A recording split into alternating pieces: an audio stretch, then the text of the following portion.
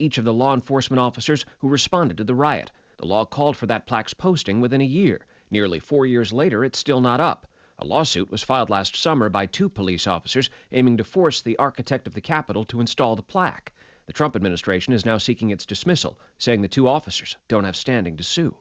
George Conway, big-time critic of Donald Trump, who was once married to Trump advisor Kellyanne Conway, says he's running for Congress. He hopes to win Gerald Nadler's seat. John F. Kennedy's grandson, Jack Schlossberg, is also running for that seat. Local authorities say fire safety inspections hadn't been carried out for 5 years at the Swiss resort where that fire happened New Year's Eve. This is ABC News. My name is Bobby. I'm a veteran and lost my leg to a roadside bomb. My victory was going from a wheelchair to becoming a weightlifting champion. I'm Sam. I'm a veteran. My victory was finding a career I can be proud of and supporting my family. America's veterans are on their most important tour, the tour of their lives.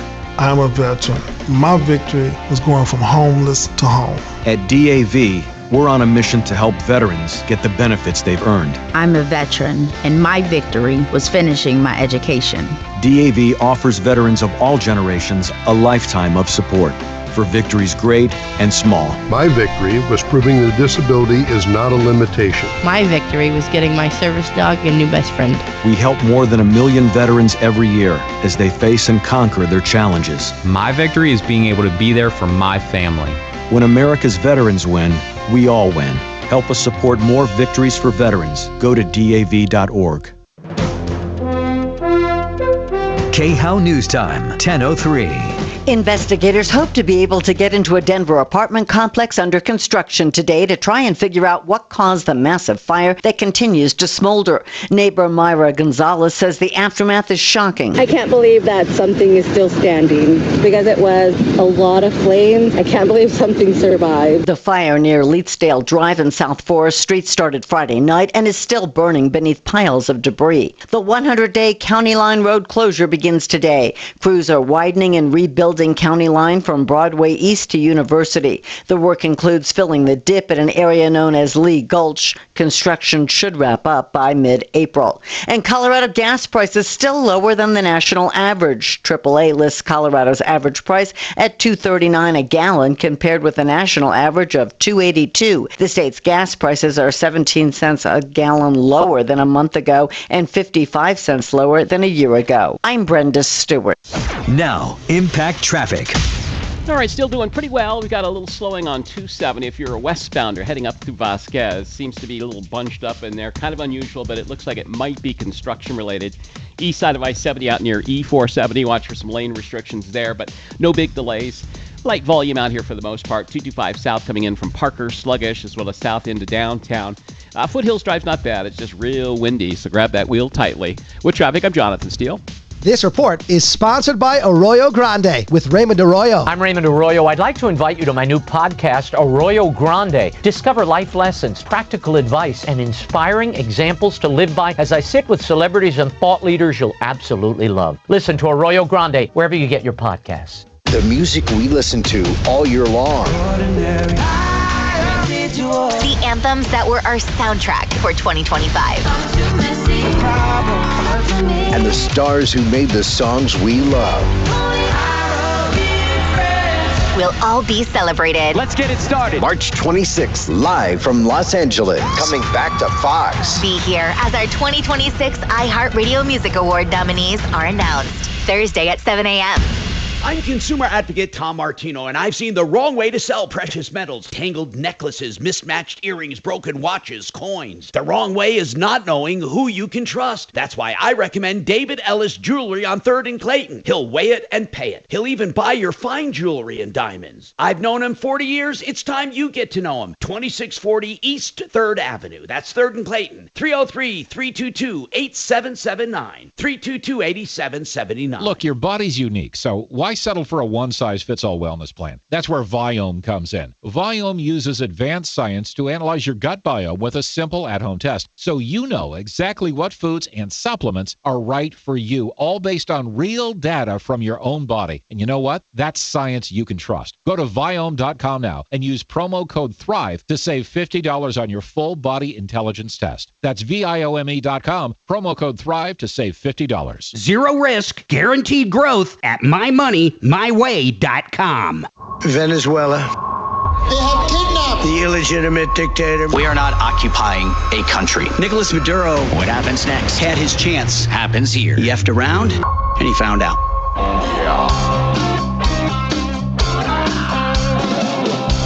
ripped off. Bad news. You need advice so you don't have to lose. We'll come running just as fast as we can. Troubleshooter's gonna help the common man. This is the Troubleshooter Show. Now, Tom Martino. Hey, what's going on, Mark? Take it away, brother. What do you got going on? What do we got? Who do we have coming up? We got a ton of stuff going on today. In fact, I'm getting ready to post. If you were listening yesterday, Tom, we talked to a guy that paid for an urn for his dear mother that passed away about a year ago, and he signed off on a proof. And the proof is a picture of his mom, and you can see his signature on it. I saw it. And what do you think of it? I've seen both pictures. I'm going to post them up on our YouTube channel and ask people what they think, but what's your opinion? I think, okay, it's a white lady. I think she looks like a black lady. I'll say it just like that. Well, yeah, and that's not the real problem. The problem is he said... It looks nothing like her. Yeah, but I'm wondering if etching on stone... if that's the way it just is when you etch on the face of stone. That's a good question. But I will get those up, Mark, and I will absolutely have them side by side and see what people think. It'll take me a while to assemble that, but I'll do it. And here's the deal. It doesn't look like it.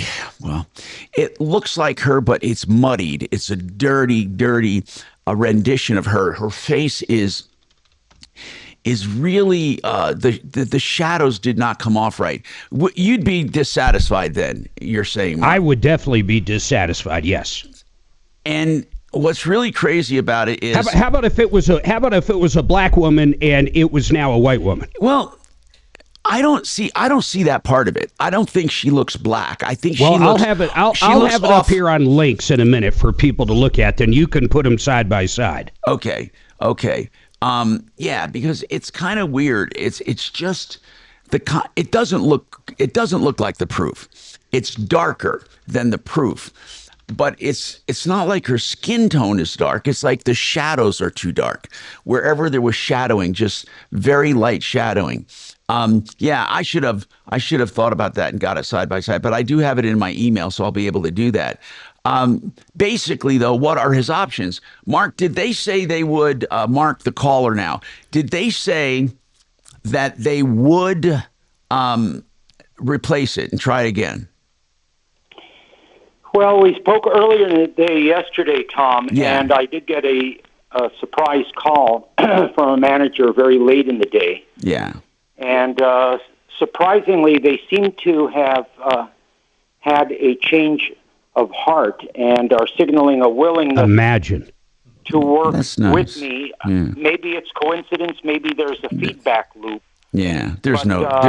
Gee, maybe they were listening. Yeah, I have a feeling. Actually, I did get a call from a couple people that I would never have expected to listen to your show, and they told me that were they too they intelligent? caught a part of that conversation. So I'm sure your show has an incredibly wide coverage. No. We do get results, and people do listen. But by the way, it's not a big thing, right? So did they say they would redo it? Well, they're suggesting a modification on the redo involving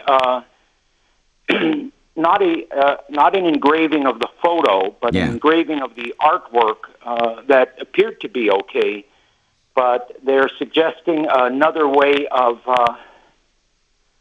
laminating or placing a black and white or colorized image on the urn. By the way, using a different I don't know if you guys ever have seen etched granite sidewalks or etched stone, but when you etch stone, it always gets darker where you etch it, in other words. Tom, I've spent a lot of time at cemeteries, and I've seen these photographs that are etched onto various monuments. And the ones I've seen all look very close to photo quality images. I mean, in fact, strikingly so. So I don't understand what, number one, the excuse is for having this degraded image on the stone urn. But even more important, why wouldn't they just scrap this urn and replace it with a new one? That's what I'm saying. Why wouldn't they? Why wouldn't they do that? How expensive can a stone urn be? It can't be that much. No. Well, the urn, this is a large square bookish type urn that resembles the size of a Bible you would pass from generation to generation. Okay. And it's actually about roughly 40 pounds or so. It's much larger. It cost me $500 with about $300 in engraving. Much more than I anticipated spending, considering additional costs I had following my mom's passing. But I had since learned that there are two ways of inscribing urns. There's a process called UV printing, which is a fast drying method. Yeah. And there's a process called sublimation, where they print on a ceramic or porcelain tile, which then adheres to the marble. But they all require very sophisticated technology and extremely competent craftsmanship, which this particular contractor may not have I really think had it's at their basically a disposal. printer that etches it in, and they screwed up the shading or something. I think it was put in wrong. Garbage in, garbage out. And I would like to know this. Why are you hanging around cemeteries, Dimitri? Well, over the past few years, I've been teaching my 12-year-old niece, followed by 12-year-old nephew, how to drive. And we always start in cemeteries. Very smart. Because that way, if they run someone I've actually over, done that with my own children. Yeah, I used to go to a big parking because lot. if you hit somebody, it doesn't matter. They're already dead. But also, it's private property, so they're less likely to get a ticket for driving without a license. Okay. Tom? Yes. Tom, there are 2 points that I'd like to make. If you upload those photos, do not include any of the names that appear on the that's what I'm document. doing now. I'm going to edit those. Okay. A little late. I already have links listed, so Well, Mark, I guess I Mark, can kill when you them. say links on the YouTube, okay, yeah, I'm going to do a side by side and take all that out. That I thought the same thing when I saw it, and I just wanted to be sure. So yeah, let's do that. Let's just. But the other point that I wanted to make, so other customers might be wary, is when you sign a proof. The idea behind the proof to authorize start of work is so that the company, so that you cannot go back and tell the company that. Right, I understand. Everyone does that. Not incorporated. I mean, proofs are a way of life. People do it all the time. They do proofs. I mean, that's not a big deal, sir. I mean. But the proof should not only keep the customer honest, it should also keep the company honest, and that was what I was running up against in terms of a little resistance, that maybe the contractor was not willing to own up because they were signaling initially that the contractor was not willing to refund or even make an attempt on a redo. I think that was a funeral home giving you that line. You think so, Mark? So I'm going to approach this in good faith, and I want you. I want you to remain in my corner in case. You can take it from here and then let us know. And then let us know. That's a good way to do it. We'll start, with what they, the negotiation. Let's see what they do, and then take it from there. I agree totally. 303-713-TALK, 303-713-8255. Pretty soon I will have this up with and what I'll do is I'll do away with the and those links are up. I mean, people can click on them right on our YouTube. Yeah, I looked at both of those photos, and I agree with the caller. Her skin tone is dramatically darker. but it's still horrible. It still doesn't make. I mean, do you guys want me to call the funeral home or whoever? What do you want us to? Do you want us to call, man? Do you want us to call? I think he's gone, but I don't think it matters. It sounds like they're going to handle it. If they don't handle it, then we'll call. Right. Yeah, let's just that's what we're going to do. I'm posting this as we You talk. guys like the first one? I mean, I hate to use the word, but she looks like a ghost in the first one. Yeah, it's going to be hard to figure this out. I think it's damn near impossible to do what he wants to do. To be honest with you, I mean, to etch something and get the likeness of somebody on stone, you are going to have a few problems here and there. 303-713-TALK, 713-8255. By the way, One Clear Choice Garage Doors will come and look at your door 24/7. Why would you need that? If you have a broken spring and you can't get out, you can't get in, they'll come and fix it. You might just need a service on your garage door, the opener or the door itself. They do all of it. One Clear Choice Garage Doors, a great company. They have been with me for years and years. All of their prices and services are listed on their website, oneclearchoicedoors.com, 720-370-3987.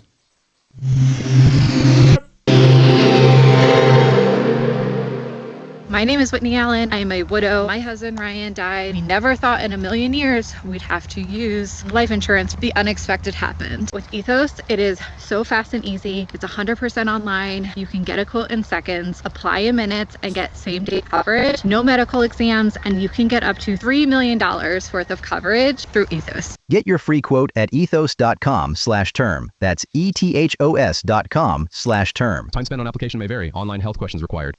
You know, I believe in shopping, and when it comes to mortgages, for sure.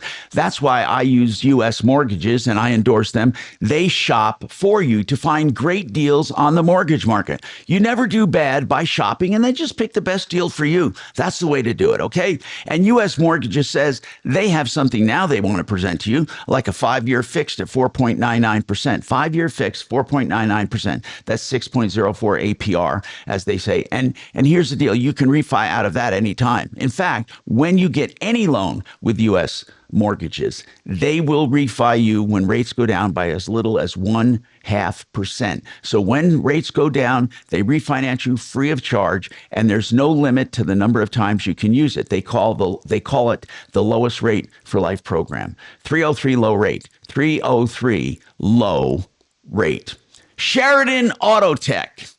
You know what that is? It's a place to get your car fixed the right way. Honest, value, longevity, knowledge, experience, everything you want, including electrical issues. They do heavy and light maintenance and repairs. Sheridan Auto Tech treats you like family. On Colfax, west of Wadsworth, they do pre-buy inspections as well, by the way. And that's just like, I think, $120 for a complete going through of that car.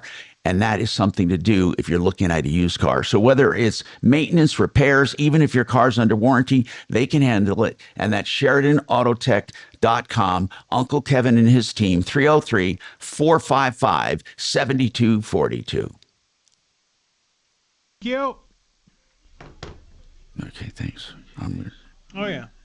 What? Did you say how long? No, we're fine, Bob. Yeah. Okay, I think that the pictures, I don't know. You know, what's really funny, it didn't strike me as being that bad. Finance Brothers or something? No. Do they have the same last name? Yeah, I think so. Weird name. I'd finally just... Shemansky? That's not that weird, actually. It's not? No. I mean, I'm sitting there going, Shemansky's. Yeah. Got two Shemansky's. Yeah, that is true. I mean, it's not Smith by any stretch, but... Or Majors.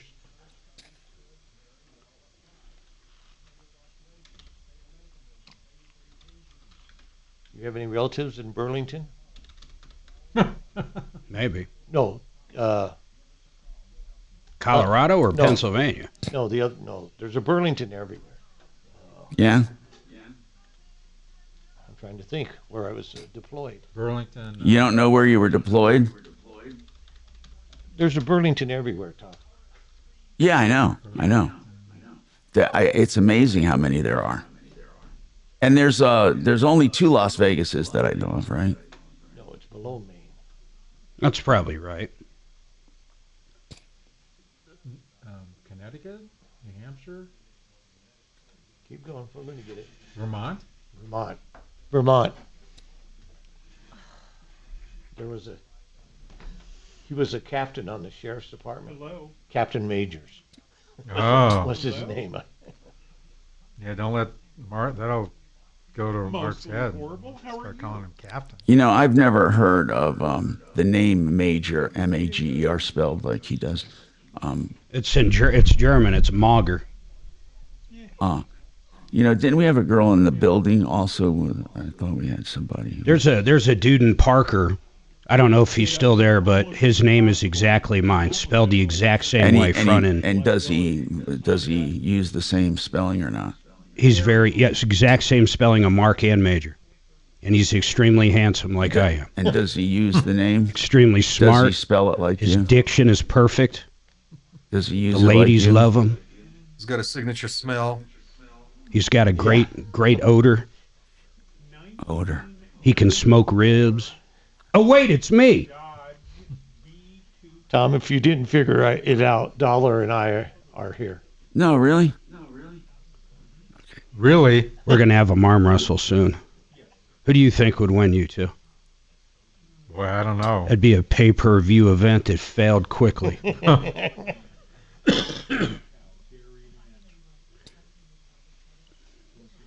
Tom got so upset when I beat the hell out of him arm wrestling years ago. That happened. It was like arm wrestling a small child. That happened, huh? Small child with some kind of horrible disease. I don't remember it. God damn it, where's the But maybe. Remember your hand hit the table.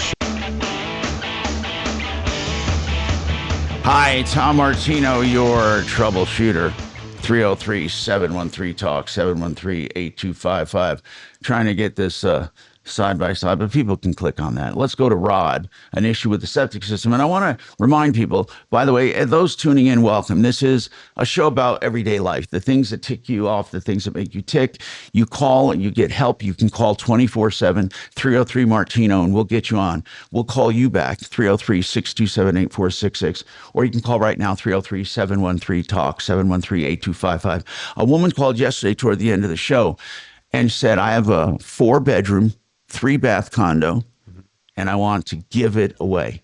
It's paid, free and clear, and I want to give it to someone. And we said, why? She goes, it's too much of a hassle. The association fees are going up. It's in Aurora. And I thought, well, no matter what, it's worth something. Why would you want to give it away? So I believe we're going to try to get her on today. And let's figure out a creative way. Maybe we can help somebody, help a family or something. But in any case, if you're tuning in, if you tuned in, yesterday and heard that and wonder where the call is, we are going to go back to her today sometime.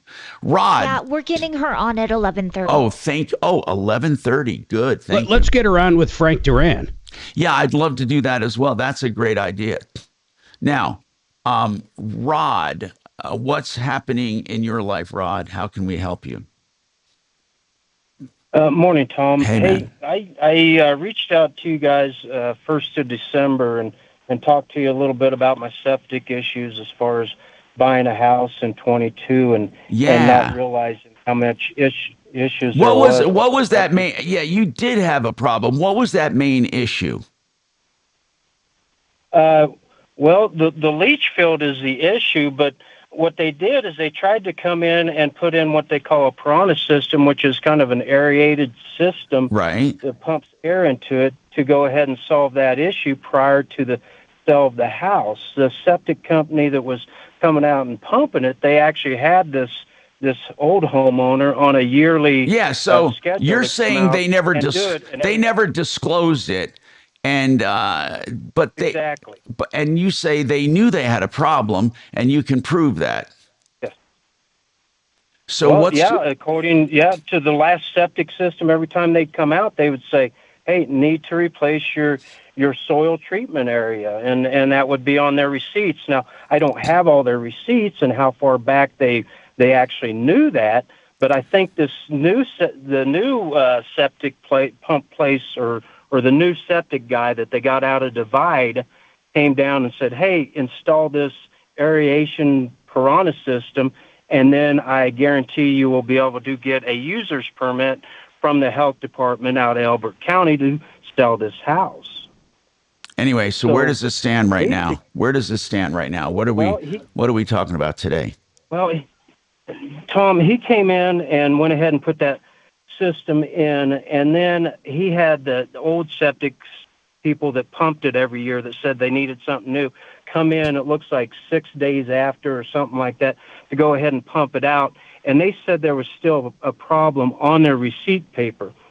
Then the user's permit, which you mentioned, what are you trying to get? What are you calling about today? I mean, we're familiar with the problem. What are you trying to do though? Tell me what's going on today. What's new? What is new today? I didn't have paperwork that I feel like I should have had at closing to make a logical decision on this. Well, what do you want to do? I don't know what that means. I don't know what it means either. Look, the main issue, let me get this straight, because I don't want to slough it off, but the main issue is a non-disclosure issue.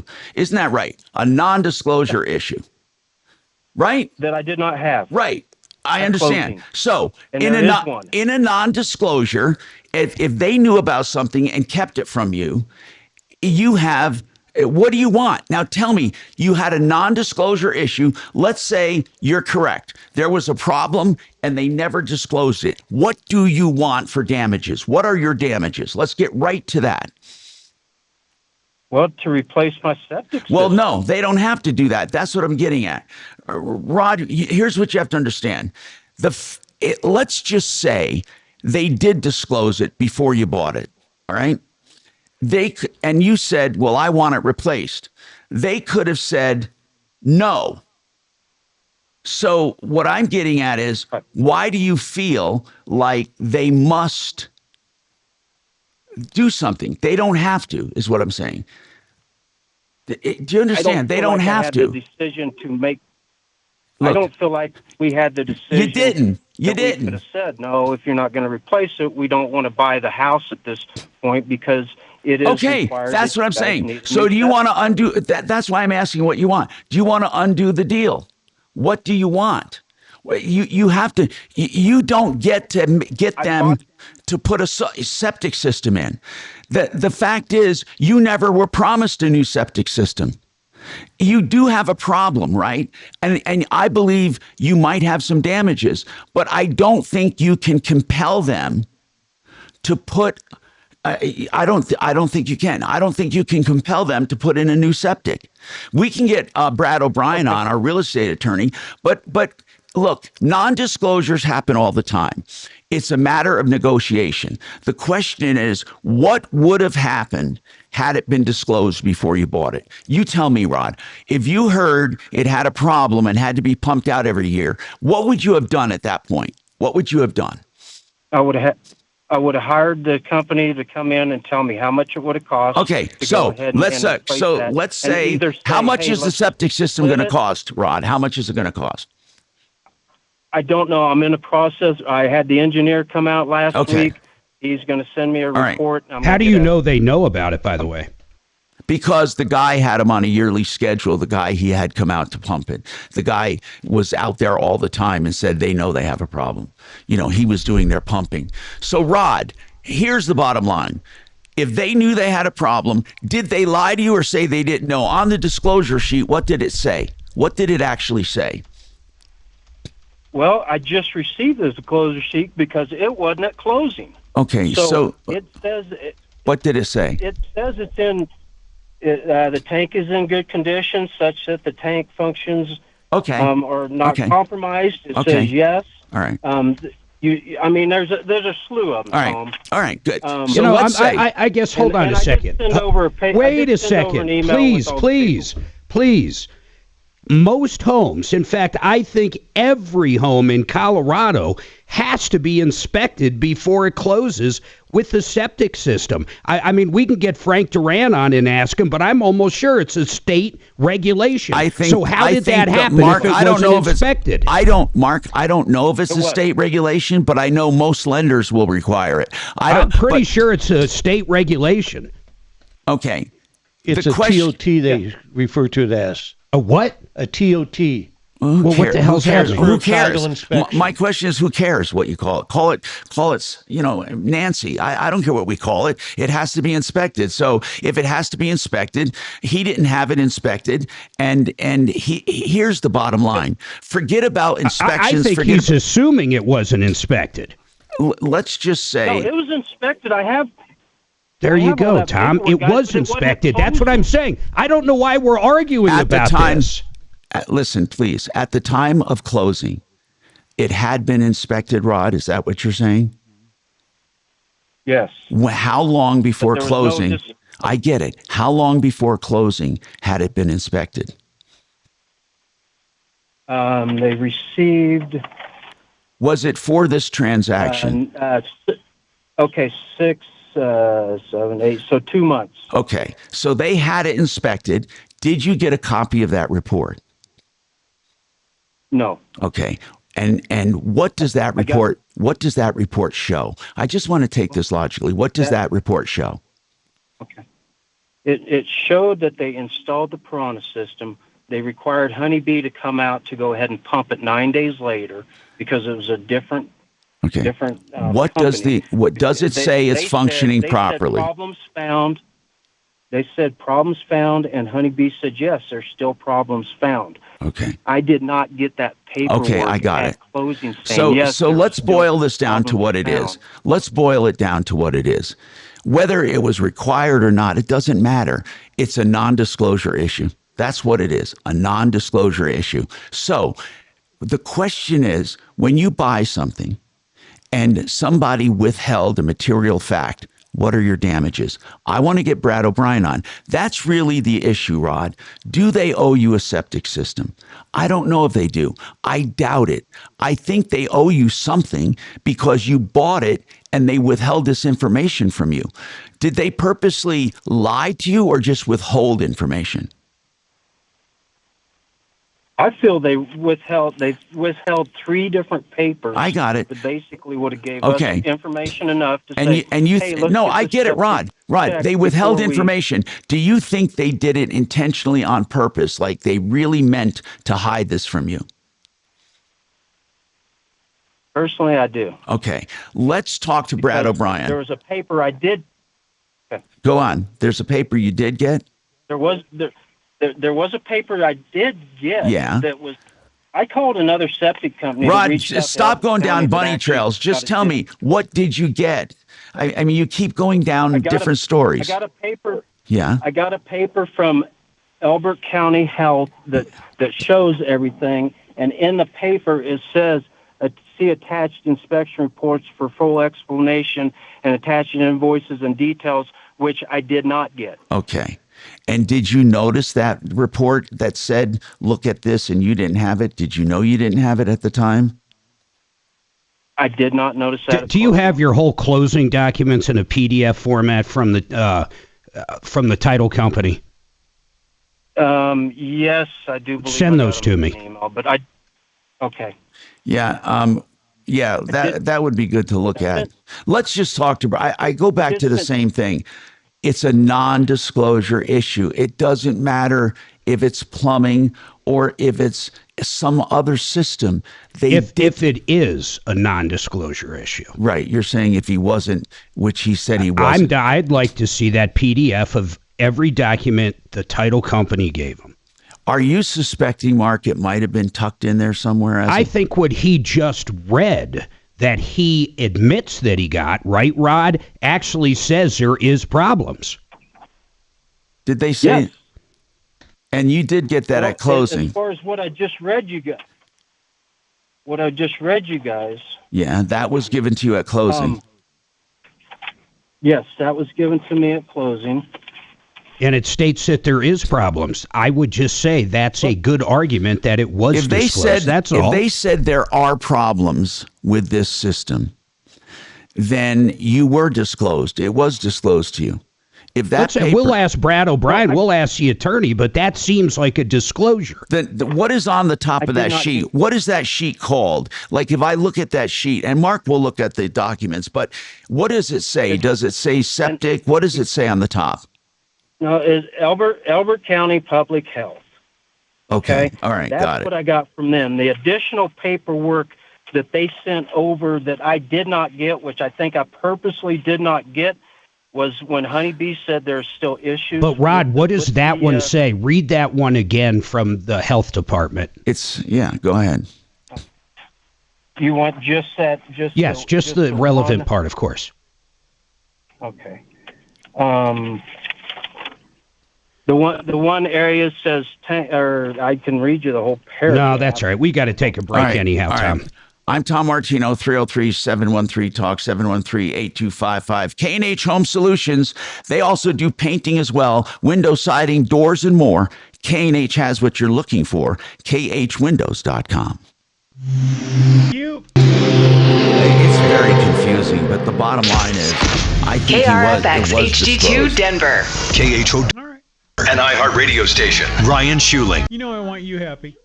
Loaded and Dan Caplis. This is Denver's talk station, 630 KHOW. Now, impact traffic. Yeah, we're doing very well with light volume. We had some slowdowns out to the east on I-70, right around the Piccadilly interchange past D470, and as well as 270 heading up to Vasquez. That's improving quite a bit. I'm not really seeing any delays. There's one accident at 50th and Kipling that's just north of I-70. High winds are kind of dying down a little bit, which is good along the foothills. Mountain Road's not bad. It was pretty icy and dicey early on, but I'm seeing more pavement now as you head up towards the tunnels. With traffic, I'm Jonathan Steele. This report is sponsored by Brad vs. Everyone podcast. Dangerous social media trends, media scandals, dumb TikTok boycotts, and more. Keep up with all the online stories mainstream media ignores by listening to the Brad vs. Everyone podcast on the iHeartRadio app, Apple Podcasts, or wherever you get your podcasts. You know, maybe this is the year you finally pull the trigger and you want to be a landlord, and you want to do it without the conventional risks and hassles.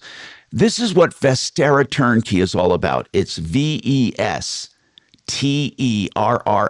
Vestera means the earth. Vestera Turnkey will set you up to be a landlord. They find you the home. They help you find the management company. They have all these people in their organization that help you be a landlord. And when it comes time to sell, they help you do that too. It's the Vestera Turnkey way. If you want to be a landlord without the conventional risks and hassles, give them a call. 303-888-3788. VesteraTurnkey.com. You know, if you're a great company and do business the right way, had some good work together. With the longest running radio show in the country, I want you to reach out to me personally. I want to talk to you about radio. I want to talk to you about getting on our referral list. Just email me at Mark. That's M-A-R-C or M-A-R-K, doesn't even matter, at turn2radio.com. What do you think? And once again, that's Mark at turn2radio.com. I look forward to talking to you.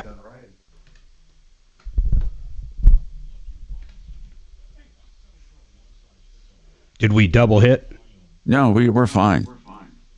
No, I was talking to Shannon. Nope. When you're here, I'll let you fiddle with the, I'll let you flick the bean. Got it. As it were.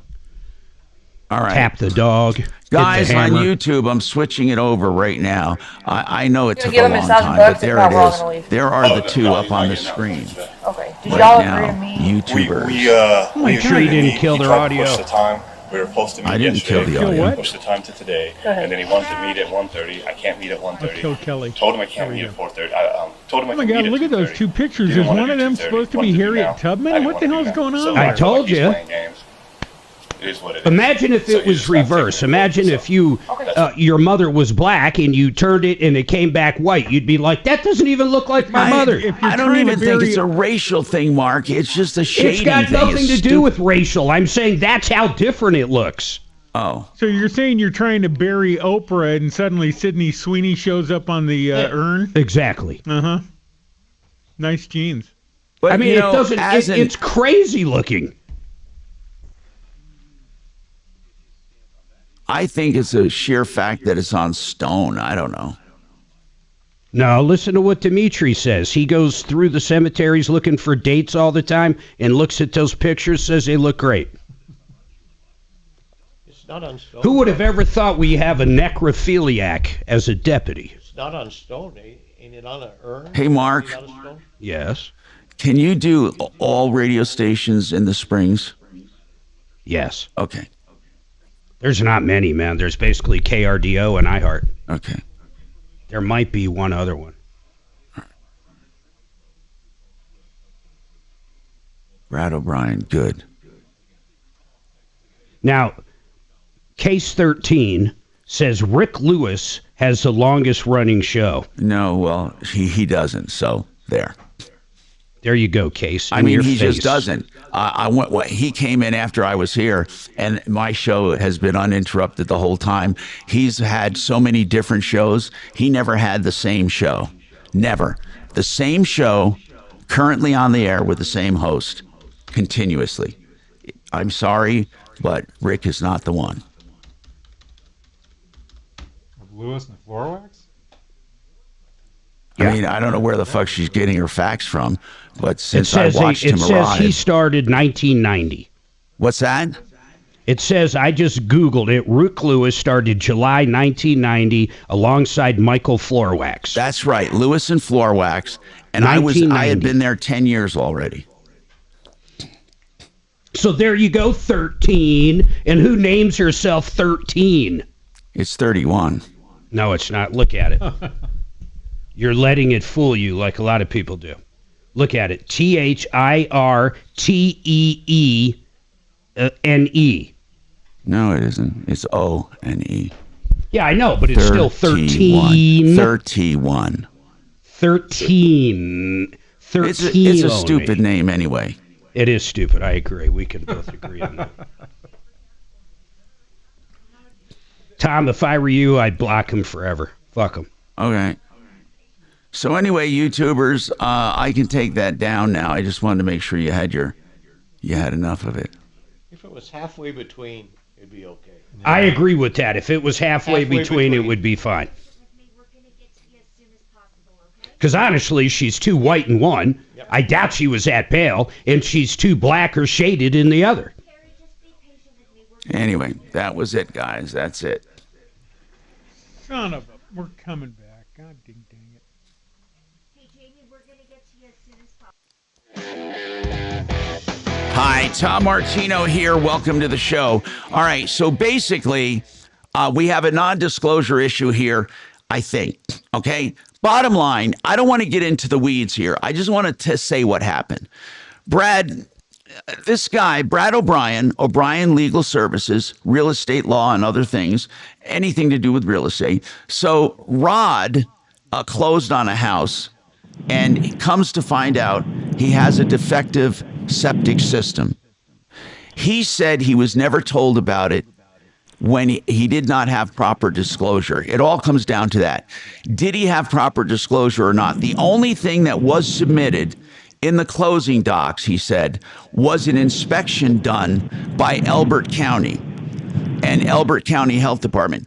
And Rod, Elbert County basically said what? They basically, don't read the whole thing, but basically Elbert County said this system was installed, blah, blah, blah, right?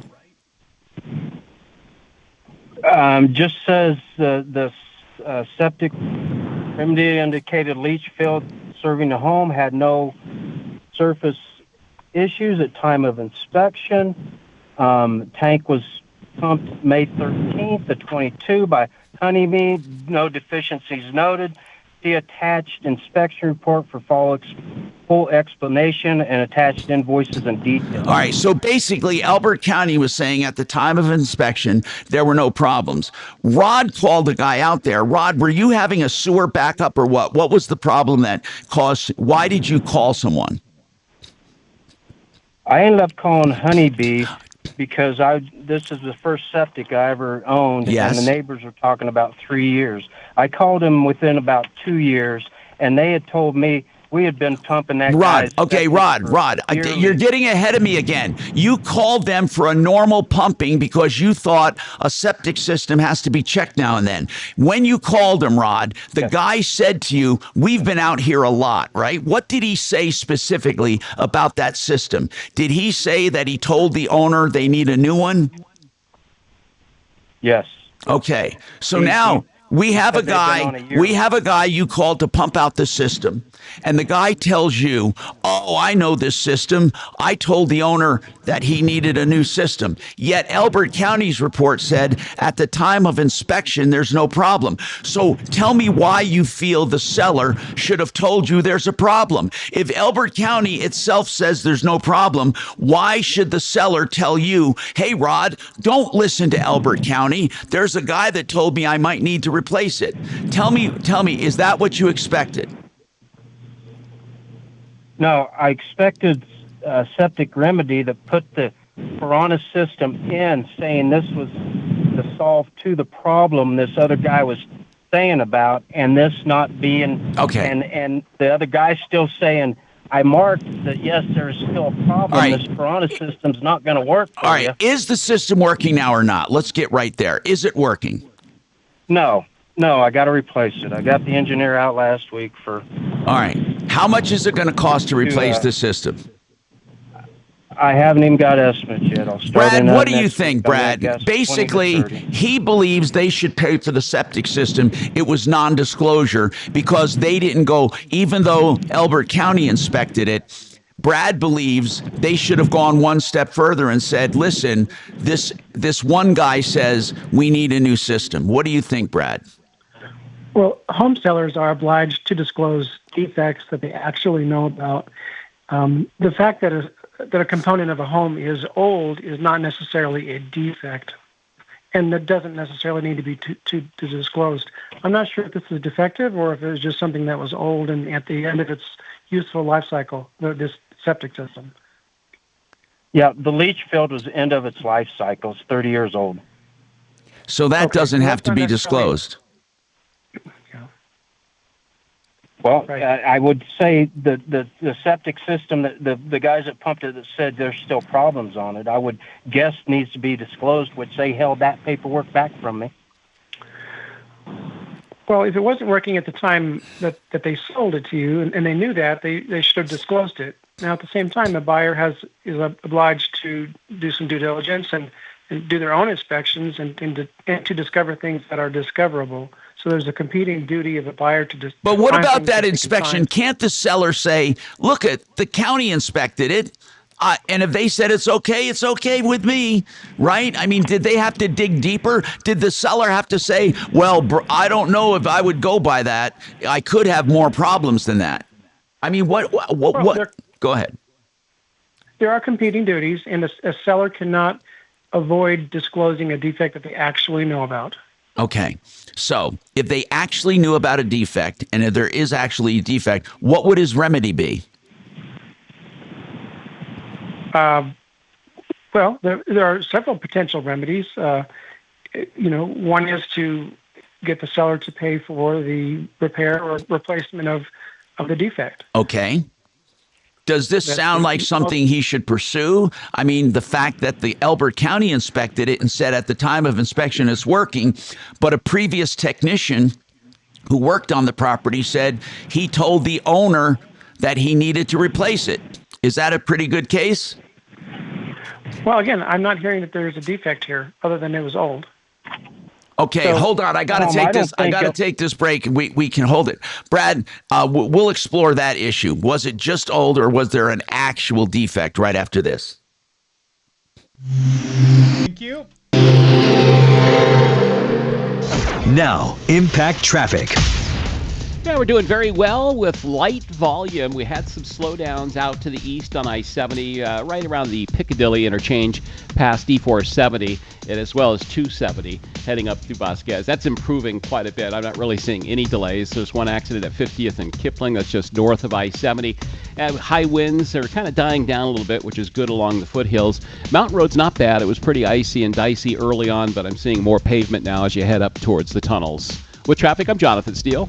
This report is sponsored by Arroyo Grande with Raymond Arroyo. I'm Raymond Arroyo. I'd like to invite you to my new podcast, Arroyo Grande. Discover life lessons, practical advice, and inspiring examples to live by as I sit with celebrities and thought leaders you'll absolutely love. Listen to Arroyo Grande wherever you get your podcasts. We love great mortgage people, so shop shop, and make sure U.S. Mortgages is part of that journey. David Szymanski is the owner and has a commitment to his people. You know what he says? You get the lowest rate for life program when you finance with us, because whether it's a refi or a purchase, you get to refi anytime rates go down, free of charge. That's right. So if rates go down by 0.5%, they refinance you free of charge. And there's no limit to the number of times you can use this option. It's called the lowest rate for life program. Right now, they have a 4.99% 5-year fixed at 4.99. That's 6.04 APR. So that can help you, and you can refi out of that at any time. So shop around and make sure U.S. Mortgages is one of the calls. 303 low rate, 303 low rate, or online at usmloan.com.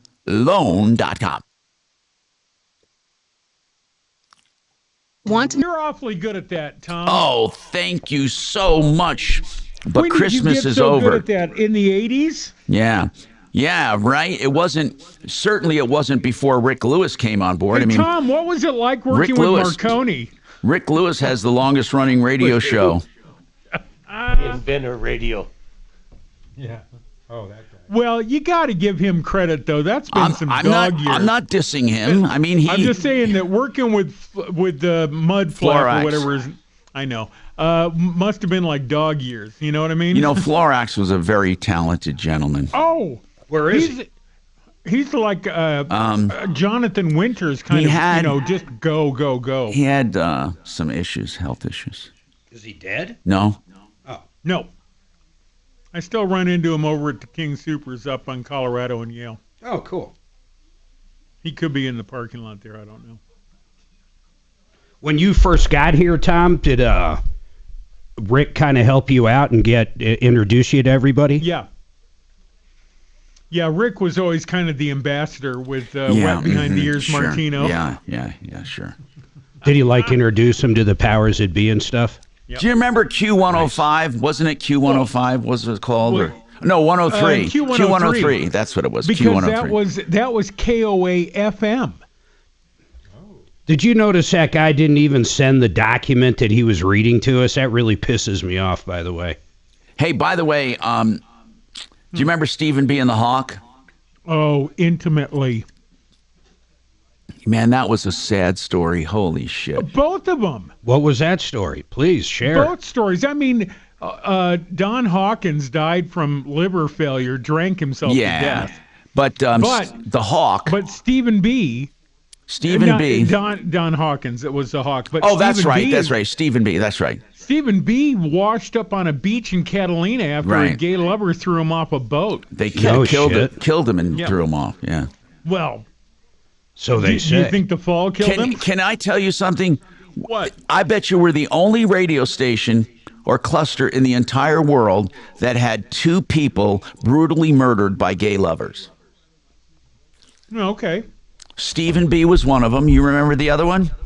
And listen, I'm willing to call the order gay lovers for killing Alan. No. 3. Do you remember what happened with George Weber? Yeah. George Weber. Yeah, I do. Of course, it haunts me. Anytime I answer a personal ad, it haunts me. I was also on WABC in New York, and I would travel there now and then. WABC. And so I'm at WABC, and George Weber left KOA and went over to He went to San Francisco, then went to New York, and he was their main news reporter at WABC. He did a great job. They loved him. Great guy. I was there during 9/11 and all that, and he was reporting. So one day he doesn't show up for work.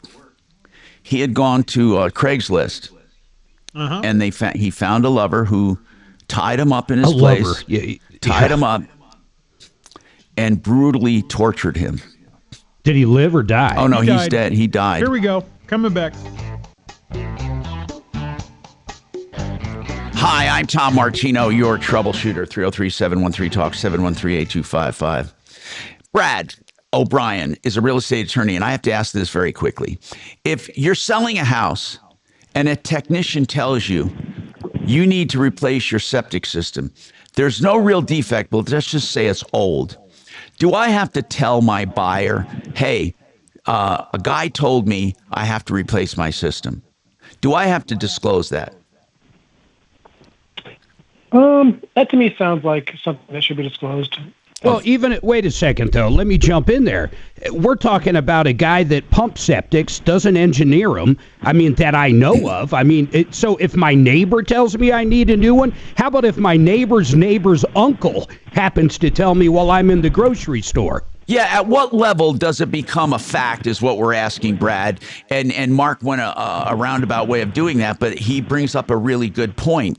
At what point does this become an issue that you must disclose, Brad? Oh, I didn't understand your question. That who was giving you that advice?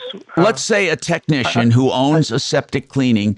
No, he's asking the caller now who this guy that told him was. Who was it? I thought it was the guy that pumps it. Yeah, Rod was this guy that he services and installs septics, right, Rod? Rod? Guys, yes, the main office said they have been pumping that guys on a regular yearly basis because it needed to be replaced. Okay. Did they say why it needed to be replaced, Rod? Because the soil treatment area is what is in need of repair. Okay. I shouldn't say repair. They did say repair. And they're talking about the leach field, right? Yes, sir. But now he has another document from the county saying everything was working okay. So, Brad, can the seller... I don't believe that. Go ahead. I don't believe the county actually goes out there. That's not the issue. The issue is this. The seller has an inspection from the county saying everything's working fine. Does he have to additionally disclose that even though the county said it's working fine, does he have to disclose what the other guy told him? Brad? Well, it's a question of fact, and I think you're in the vicinity of being on notice that this is a potential defect, that you're close enough, you probably ought to disclose it as a seller. Yeah. So, Rod, let's just say for argument's sake, it is a fact that should have been disclosed. It wasn't. Would you... Well, listen, Rod, can you please tell Brad that one paragraph you read off of whatever it is that you didn't send over to us that points to something else? Tank was cleaned on May 13th, 2022 by Honeybee. No deficiencies noted, which is not correct. There was. See attached inspection report for full explanation and attached invoices and details, which I did not receive at closing. All right. I think you're going to have a tough time, and here's why. Brad may agree or disagree. The fact is I don't think you have a strong enough case to say he knew there was a problem. I stopped smoking with Mark Patrick said. Thank you. The hell? Thanks. Mics are on. I just, what do you think? Do you think it's a strong enough disclosure? No, I look at the person who actually suggests this. Want to say it again? Claims that it needs to be fixed. That's just a pumping company. Yeah. And it's not clear to me what they base that recommendation on. Did they I agree. That's where I was trying to get to, Dimitri. It's like a pizza delivery guy, telling me my foundation's cracked. Right. It's a conclusory like, but it wasn't. It was a septic guy, and I think that's what Brad said. I don't know. Yeah, but that same company that said that, they have a report from that says it's good. Right. It's really crazy. It's going to cost them more than $20,000 to go after him, so they might as well just fix his septic. It's like a guy that spends all his time in a cemetery telling you your popcorn ceiling needs to be scraped. Exactly. I mean, what's the point? Exactly. Oh, you people are the best. I missed you a little bit. Did you happen to meet Summer Smell over there? Oh. Yeah. Someone wants to know, do you remember Sean Stevens? Hey, Tom, are you done with Brad? Yes. Okay. And Rod? Tell him we'll give his info out. And can we scrape Rod off? Yes, my God, yes. All right, Brad. He's giving me some form of depression. Rod. I wish and he won't send over any information. I guarantee if I could look through that closing doc, I'd find whatever I need to find. He says he doesn't have it. All he sent over was his own notes where everybody fucked up. Okay. Okay, you won the first bet. You want to bet that Bob's got a Florida moving company? Question on moving company. Yes. Yes. Yes, I'll bet that. What do you want to bet? I'm going to bet with you, though. Yeah, okay. I don't think it's a Florida moving company. You don't think it is? Nope. The way Kelly put it, I'm guessing it's literally a question about moving. Not that he got ripped off yet. Are you saying that possibly he might have a question like, hey, I found this mover that's out of Florida? I don't know, maybe. No, it's long distance moving. He wants advice. Yeah, okay. Hey, See, has anyone tried any of the chicken dinner? The browsers put out by AI? No, not yet. I'm wondering how it's going to All work. right, Jamie, we're coming to you right after the break, okay? So just be patient with me.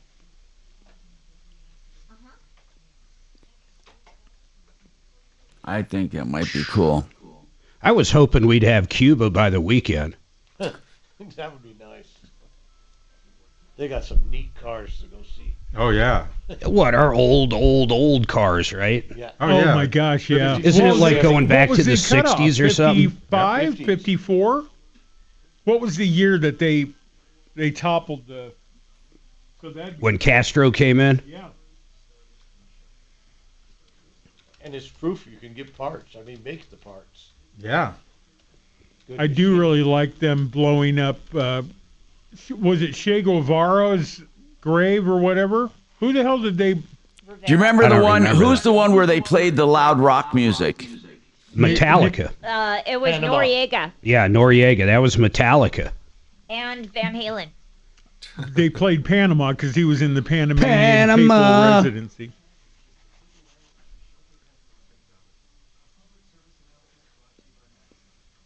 Hiding at the Pope's house in Panama. Way to go.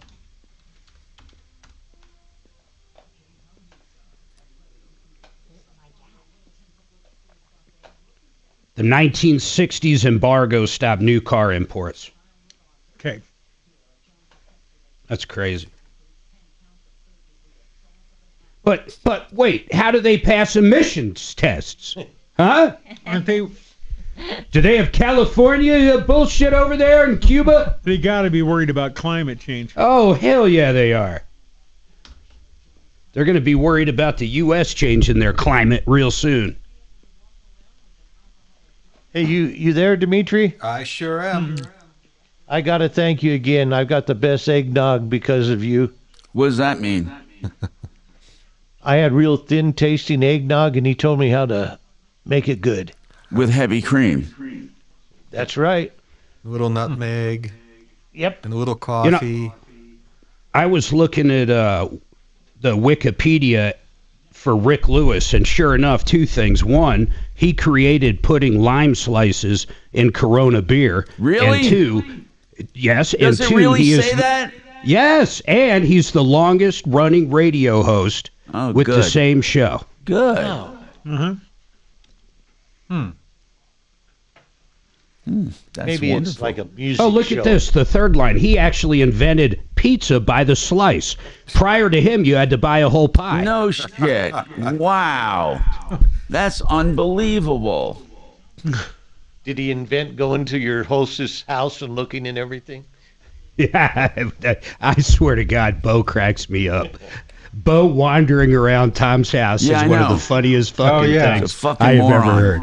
I We're gonna remember send he him came over and shopping took for your some pizza. Pharmaceuticals.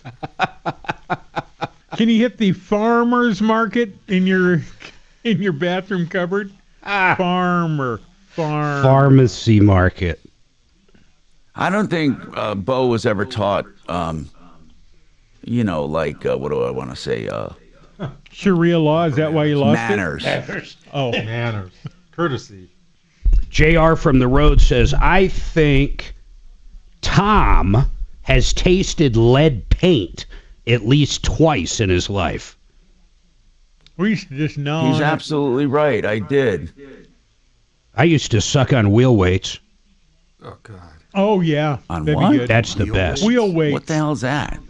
The weights you put on wheels. Oh. Those are lead, right? Solid lead. Good stuff. What Good do they stuff. taste like, Mark? Tastes like lead. Oh, nice. I usually dip it in a little bit of cinnamon. I used to chew roofing tar when I was little. Oh, good stuff. Like Good chewing stuff. gum. That was Rick actually probably pretty good. invented that. It trains your Had to dental. get the lead out. Get the lead out.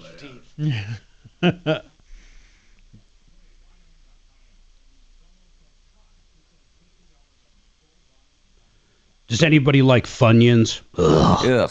I hate them. Ugh. Not even my squirrels. They don't eat them. I don't like Funyuns. I have a problem with Pringles, and that's bad enough. You don't like Pringles? Love them. Yeah. I gotta stop. I haven't had them forever, but they're good. They They're come good out food. the same way they go in a big old tube.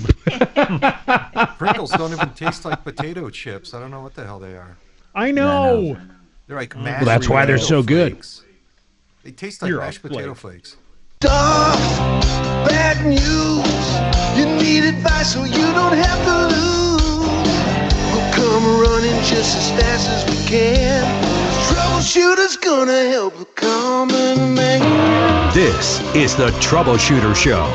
Now, Tom Martino. Hey, I'm Tom Martino. Welcome to the show. Here we are, fighting for you each and every day. Spread the word. You can get help by simply calling 303-MARTINO, 303-627-8466. If you go to 303martino.com, you get a little snippet of how to contact us in addition to that number. You can always text us as well, and I'll give that number out. It's 747-999-5280, 747-999-5280. And this hour is brought to you by RenewHomeInnovations.com for the guaranteed lowest price on furnaces. Don't complain anymore, because this is the place that said, we're going to take the scare out of it. And no matter what price you have, we're going to beat it every time. RenewHomeInnovations.com, 303-904-2000. So, welcome. Let's go right to the phones. Jamie has an issue with the landlord. Jamie, welcome to the show. What's happening? So I'm having an issue with the corporation here in Colorado. Yeah, I what's going vacated on? Premises on the, so I vacated premises due to medical leave, and I needed to end my lease early. And I worked it all out. I was cordial with the leasing management in the office. How early? How early? So I vacated on the 31st of October, and I was actually out and turned in keys on November 3rd. And I have yet have. And when did your lease? How long did your lease go? To the end of the year, or what? Yes, until March of this year. Okay, so instead of March of 26, you left in November of 25. Yes, my vacate date was November 3rd officially when I turned in all of my keys. Yeah, so. And it was due, I had to move in with family, Right. blah, blah, blah. And Now, so just so with you that know, being said, go ahead. I just want to lay out some things here, just so you know, Jamie. There are no reasons legally to end a lease early, and that is a case-by-case basis, and it's totally up to the landlord, unless there was a habitability issue. But the fact that you were sick or you needed to leave, they didn't have to let you out. So here's what I need to know. This is critical. Did they agree to let you out early, or did you just do it on your own? Yes, no, they agreed. Okay. And it was through the office. Yeah, I Did signed they agree to everything. do it without penalty? Without penalty, correct. Good. And as long as the only penalty that would have been circumstance would have been that I am still responsible for the rent if it wasn't rented out. Okay. So circumstances, yes. So I moved out with the circumstance that somebody else was taking over the unit with a brand new applicant out of state. Okay. So they even put a $600 deposit down. Yeah. For the unit to hold it. And then at the very last minute. Now, I was not informed by any of the management company of anything that they even took a deposit that they had. So I had to do the, footwork to keep in contact. Right. As my responsibility. So I did. All right. And they told me at the last minute that the person backed out and they kept the $600 deposit. Wow. So they then turned it to their personal attorney, and the attorney is going to hold me liable. Now we're past the 60-day mark, and I haven't heard anything from the corporation. Past the 60-day mark to return your deposit. Here's the thing, though. To even get Right. paperwork in Right. to know what I'm liable for. Because you're right. You're right, Jamie. Even if they were keeping it, they had to let you know. But here's what's weird. It's 60 days, by the way. It can be extended. The law says 30 days, but it can be extended to 60 days by lease to let someone know the status of their deposit. But wait, Mark. She's still I under have the a lease. I know. That's the question I had. Here's what I was going to ask for you and anyone else to brainstorm. That's at the end of the lease. But as Mark said, technically, you were still under the lease. So when did that 60 days start counting? I don't think it applies in your case, the 60th day, because I don't think it was at the end of the lease. And I believe that's what the law says is when the lease. It's as vacate, because I no longer have. But does the law say that? I don't think the law says. Market. Yes, I will. How does that mean if you vacate? If you just got up and left in the middle of your lease for 4 months, they don't have to give you that deposit back. Yeah. Right. They don't. I'm not talking about the deposit. I'm just saying that there's no paperwork stating that the unit. So the unit is legally on market. So whether I do the footwork and I find someone to go in and do a whole new application, because there's no lease takeover. It's not a sublease. So with that being said, if I find the footwork and I do that, it doesn't mean that they're gonna rent my unit out, even though it's on market. First of all, and they could rent another unit, whatever, prioritize that. That's right. Yes, I am still liable for it, but I haven't heard anything regarding. I have no access to the unit, so it's not like I can go in and say I'm still. I get it, Jamie. I get it. Bound to it. Yeah. Let's have someone call over there and just try to get some information. Yeah, what Jamie is saying is she understands. She understands her obligation, but she has no way. She has no way to get information. She understands her obligation, but you're saying they're not free flowing with information. You have to do all the legwork. Well, what do you want them? So if it does get rented, how will you know is what you're asking. How will I know what's going on? Right. Well, I don't think they have a legal obligation to keep you informed. I don't think you can put it on them. In other words, how is that I'm legally obligated to still keep paying, you or signed if the it goes lease. underneath my legal? Because you're on the lease. It's underneath. So I'm legally in ownership of the property, technically, underneath my, lease agreement. So why am I not being informed? And why are they keeping They could do this until Timbuktu. They can rent it out to somebody else, Jamie, and they could back out and keep their. They're probably renting out other units before yours, probably intentionally. Right. Jamie, they have a right to do that. Exactly. Jamie, they have a right to do that. They can't intentionally rack up damages, but they're not obligated to rent yours out at all. They're not obligated if they have other units available. Now, if no other units are available, they can rent yours out. But this is the problem, Jamie. When you're on the lease, you're on the lease, and the only way to get out of it is, like they said, if they rent out the apartment. But so let's just say there are a couple other apartments in the complex. They will rent those first because they have you already paying on that one. You do understand that, right, Jamie? Well, I don't, because as it stands now, it's over 60 days, and I have no communication whatsoever what I'm liable for. There's no bill. And that's underneath their written stipulation. I think what you're going to do, Jamie, you do have an idea of what your obligation is. You have a lease.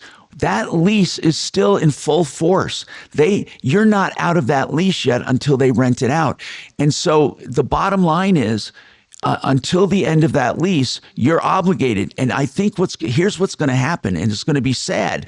You're going to be contacted by a collector either after the lease or sometime before the lease if they rent it out, and they're going to collect or attempt to collect all of the charges due. And that's the way it is. You are responsible because it's an ongoing lease. There is no confusion there. You're just fully responsible for that lease. Technically, I think you could even go back. You turned in your key, right? Yeah, I have yes, I've turned in my key. They've renovated whatever they did. Did you ask them, and like Mark said, we should call over there, but did you ask them to kindly keep you informed as to the status? Did you talk to them about it at all? I did.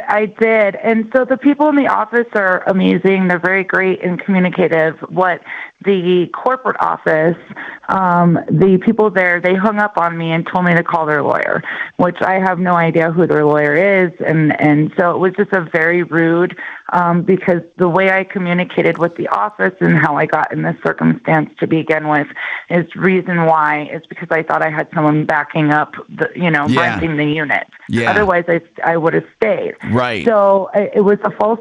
So due to bureaucracies out of my control and theirs as well, I guess, the person backed out the last minute. But I felt that it was unfair that they kept their deposit, and I had to call them to find that out. They have not contacted me at all. And now I've been shoved to some lawyer that I have no idea who it is. And there's no communication at this point. And and again, it's like, well, how can you make me hurry up and wait for communication and then be demanding in the end? So where are my rights? In this. Your rights are to collect, is to get out of the lease when they lease it out. But you see, you're going about this thing totally with the wrong perspective. You're the one that terminated. Okay. You're the one that terminated. So everything, they're in the driver's seat. All they have to do is collect from you. They don't have to they do have to try to rent it, by the way, if there are no other rentals. They don't have to prioritize yours, but they do have to mitigate damages, it's called. There's a principle in law: when somebody breaks a contract, you're not allowed to just let the damages build up if there's a way for you to cut back on those damages.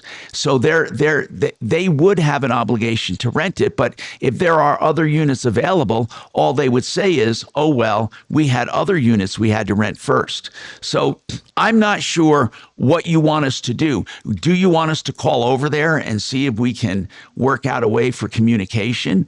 What do you want? Do you want us to try to talk to somebody over there? Yeah, I mean, that would be great, absolutely, and just see where the standpoint is, because, again, I have no idea. You want to know, right. You want to know how do you get that's exactly right. How do you get information on the status of that rental? Okay, who's in the studio? Let's get one of our... I'll do it, Tom. All right, thanks, man. Call over and just ask, what should she do to stay on top of this situation, to make sure, she's either out of it or has to pay for it. She just needs communication. I'm Tom Martino, 303-713-8255. Very nice. Hail damage? Get help now with the exterior home professionals at Genesis Total Exteriors. They do roofs, siding, stucco, windows, decks, and more. So everything can be handled by one trusted company. One estimate. Think smart. Think GenesisTotalExteriors.com. On my referral list for many. Out of you into you. Yeah. Or GenesisTotalExteriors.com. 303-679-8509. 679-8509. The steel building business is corrupt in general, with people claiming to be direct from the factory. But now I have some good news for you. We do have a true factory of 100% U.S. steel guaranteed for life. And the factory is right here in Grand Junction, Colorado. Great Western Buildings. weekday.com. Now, you can buy direct from the factory, and they truly service all 50 states. So go to someone we know and trust, someone in our own state employing 120 people, and get the great values at greatwesternbuildings.com. Very kind. Friend with mymoneymyway.com. I was thinking about your annuity product. Now, we all know that you get rid of the stock market anxiety because you can never lose money, but you do participate when the market's up. You get the 15% bonus that starts growing your retirement day one. You get a guaranteed check when you turn on that retirement till the day you die. No matter how long you live, you can't outlive it. And it has great long-term care benefits. But my question for you, what do you think the best benefit is? Well, Mark, I think you said it perfectly well. I think people want to have security. They don't want to lose any money. They want to have their accounts grow safely and provide them with an income for the rest of their life. When we're talking to people that are age 59 and higher, they're not concerned anymore about growing their accounts. They're more concerned about what does my account is able to provide for me on a guaranteed basis for the rest of my life. And this is really what people want. They want to have an income, and we provide that security and that guarantee that they will never outlive their retirement income. What I really love is that long-term care benefit. Do you realize long-term care in the state of Colorado, let alone think about New York, California, over $10,000 a month? Now, of course, you can use that benefit to bring people into your own house to help, but it literally doubles if you need that benefit, and that's part of it. Joe, buying policies for long-term care, once you're that far up in age or even when you're younger, costs so much money, it's crazy. People out there that have these worries, they want to retire and have that guaranteed income. You need to reach out to Joe and Jordan. Go to mymoneymyway.com. Go there right now. Call up. Talk to Joe. mymoneymyway.com. Joe, you're the best. Thanks for your time, brother. Bye-bye.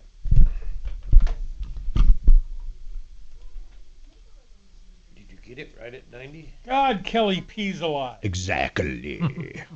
2 minutes, not 90. I was telling him when I start talking about something, we need to wrap up. Oh, wow, listen to this one. Lewis also claims he started the trend of wearing a baseball cap backwards, according to Trailmark. That's pretty cool. I see that. I wonder who started it sideways. You don't see that as often. Yeah.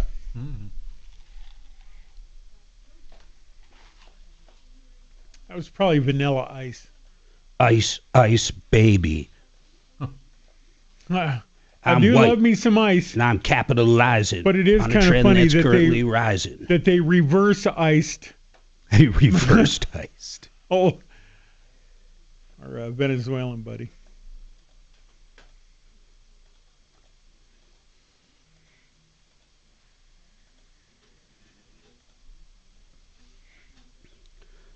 It'll be nice when Mexico is one of our territories as well. Then maybe Puerto Vallarta will get in better shape.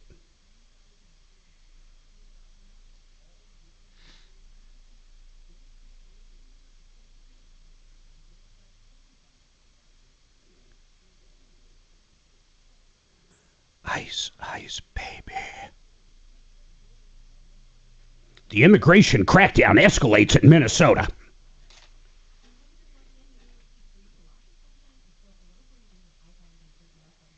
I think they said they're sending in 2,000 law enforcement federal agents. Yeah, 2,000.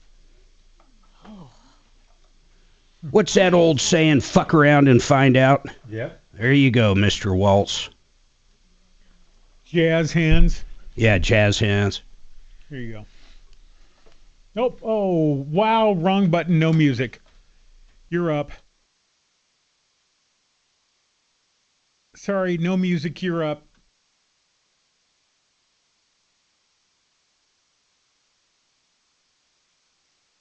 All right, 303-713-8255. Tommy, we didn't have music coming back. There was an issue with the board. Oh, so we are here. I'm sorry. Yeah, we're up. We're up. All right, thank you. Because, all right, who should we go to next, Mark? Moving.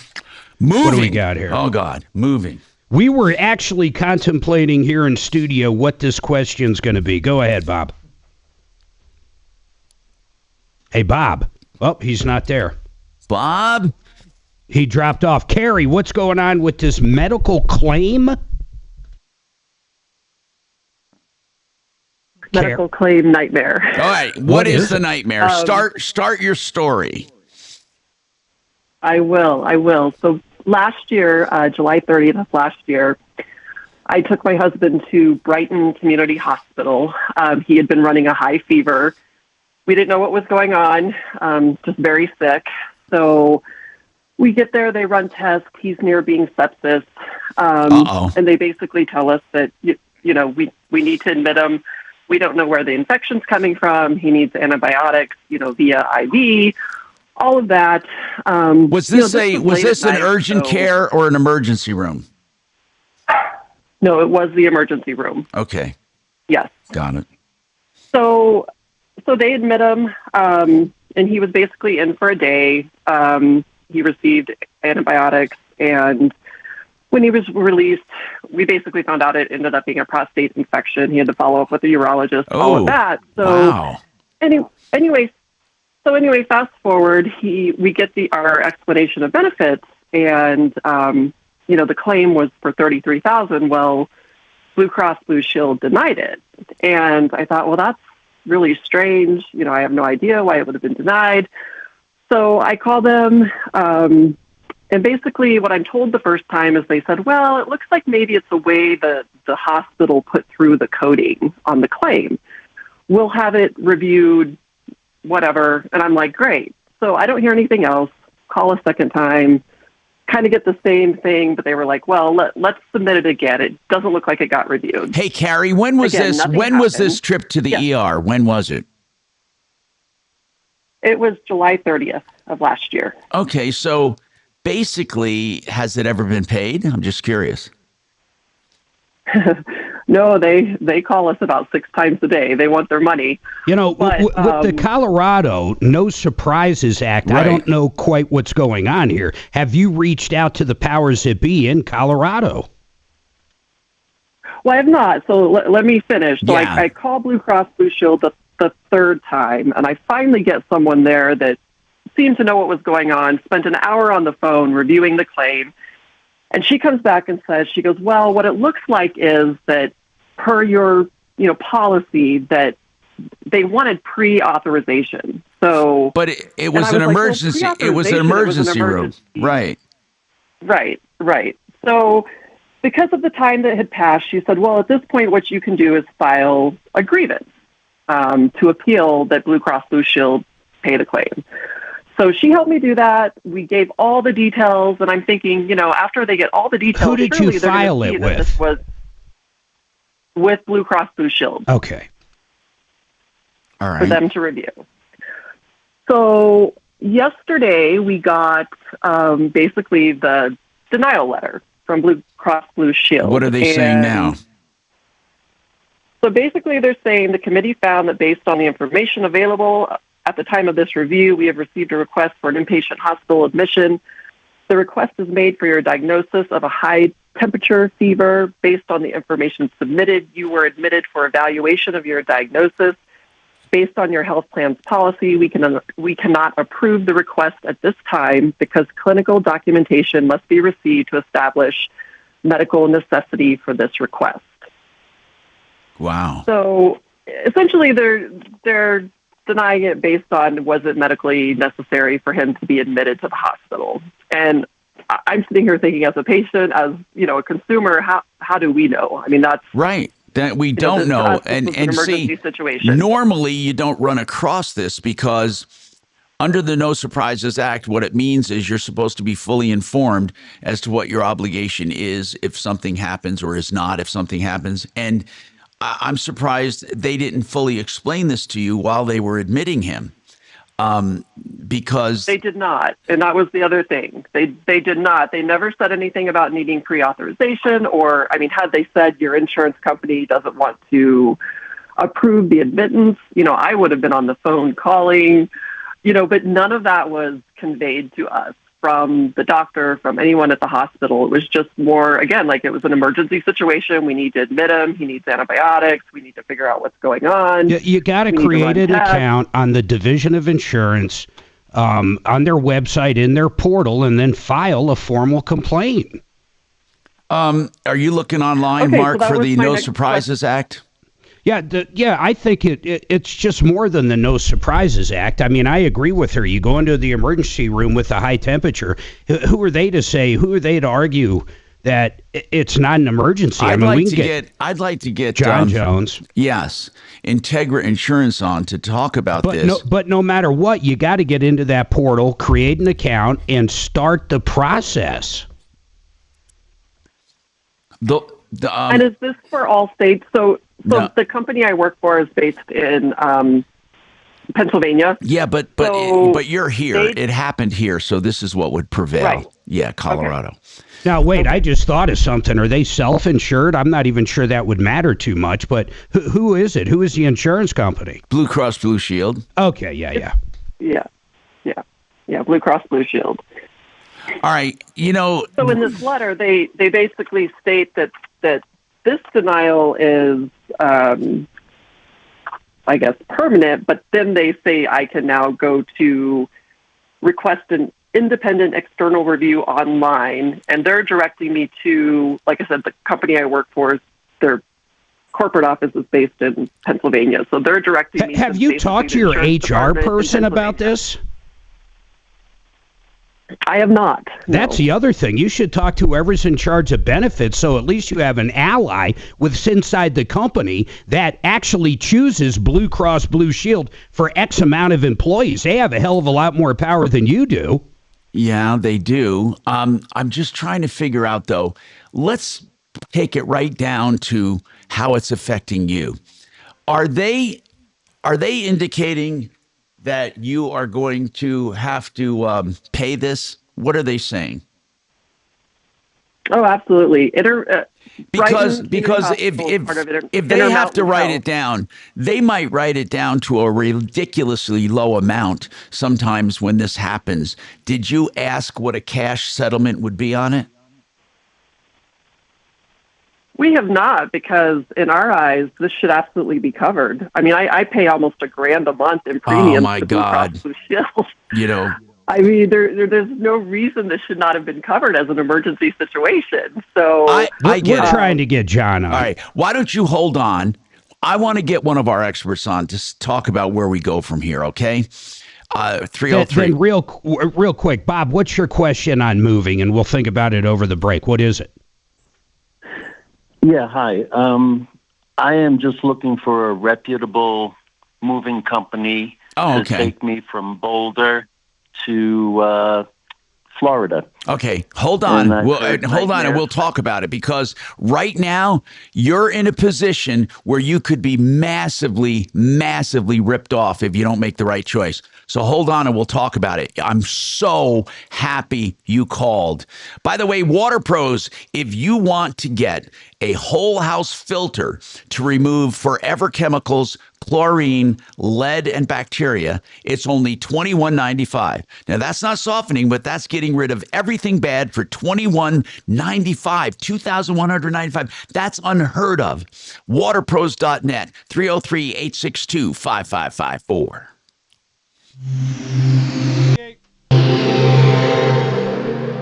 This is Denver's Talk Station with Tom Martino now. Dan Kaplis today at 4, 630 KHOW, Denver.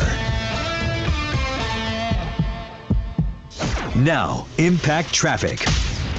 Yeah, we're still in good shape here in town. There's some slowing on 270 still, both directions out of Commerce City, but minimal delays. It doesn't appear to be jammed necessarily, but certainly reduced speeds. Down on Parker, just south of E470, the toll highway. Construction work there continues. It's been slowing traffic as well. But right now, we're not dealing with anything that's going to hold you up. We do have one problem in the foothills. Unfortunately, a bad accident up Clear Creek Canyon on US 6 west of Golden between Tunnels 1 and Tunnel 2 has closed the highway. With traffic, I'm Jonathan Steele. This report is sponsored by Brad vs. Everyone podcast. Dangerous social media trends, media scandals, dumb TikTok boycotts, and more. Keep up with all the online stories mainstream media ignores by listening to the Brad vs. Everyone podcast on the iHeartRadio app, Apple Podcasts, or wherever you get your podcasts.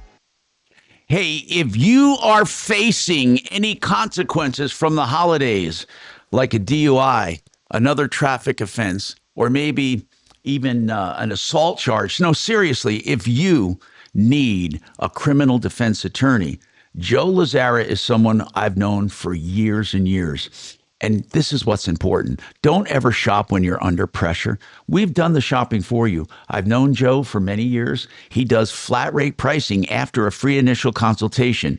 There's one price for the entire case, and you won't ever be nickeled and dimed. Lazzara is spelled Lazzara.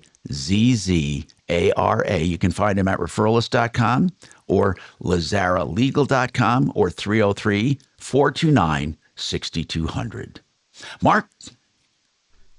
CMG Financial. I got to tell you something about these guys. They are absolutely wonderful. The all-in-one loan is a product no other bank that I know of has anything close to it.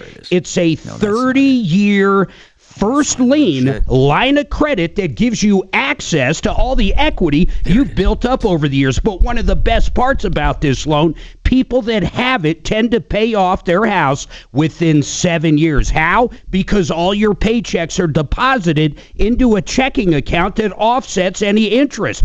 Pay down your house quicker, simple interest only, none of that front-loaded garbage. The best prices, the best rates, the lowest fees. CMG Financial. Call my friend John Clace. This guy will get it done and get it done quick for you. 303-882-6679. They also do reverse mortgages. 303-882-6679. Thank you. No, thank you. Carrie, I'm working to get our medical insurance people on, but they may not just be available right now. What is your phone number in case I need to call you back?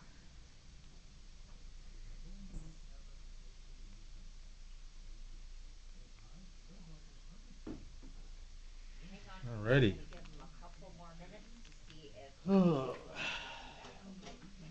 How did that go with the Chopper? Did you call over there to the apartment? You hear Tom? Huh? Tom's asking you a question. What? Go ahead, Tom. What happened with that deposit thing?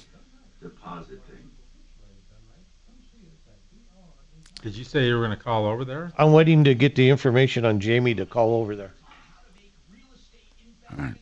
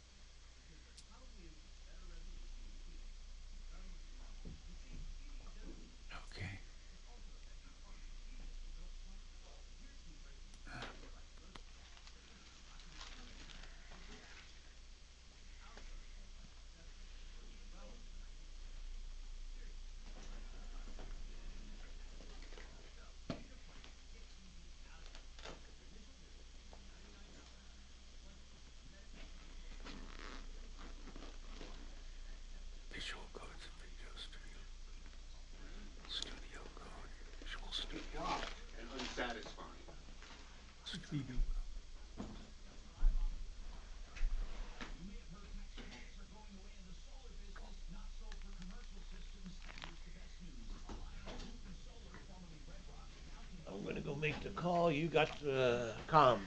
Okie doke.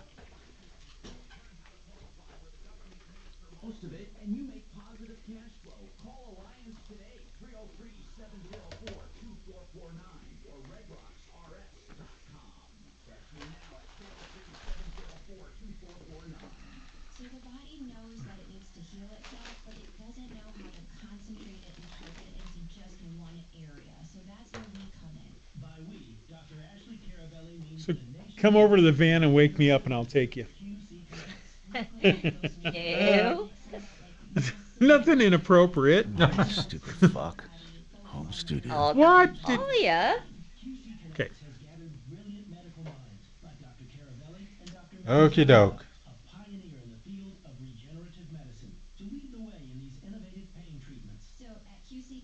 What's that, brother?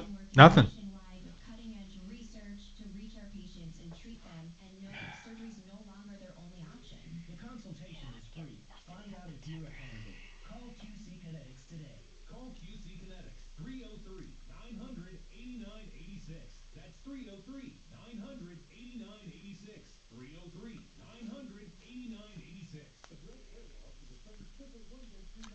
Okay, this time the music will play. Here we go.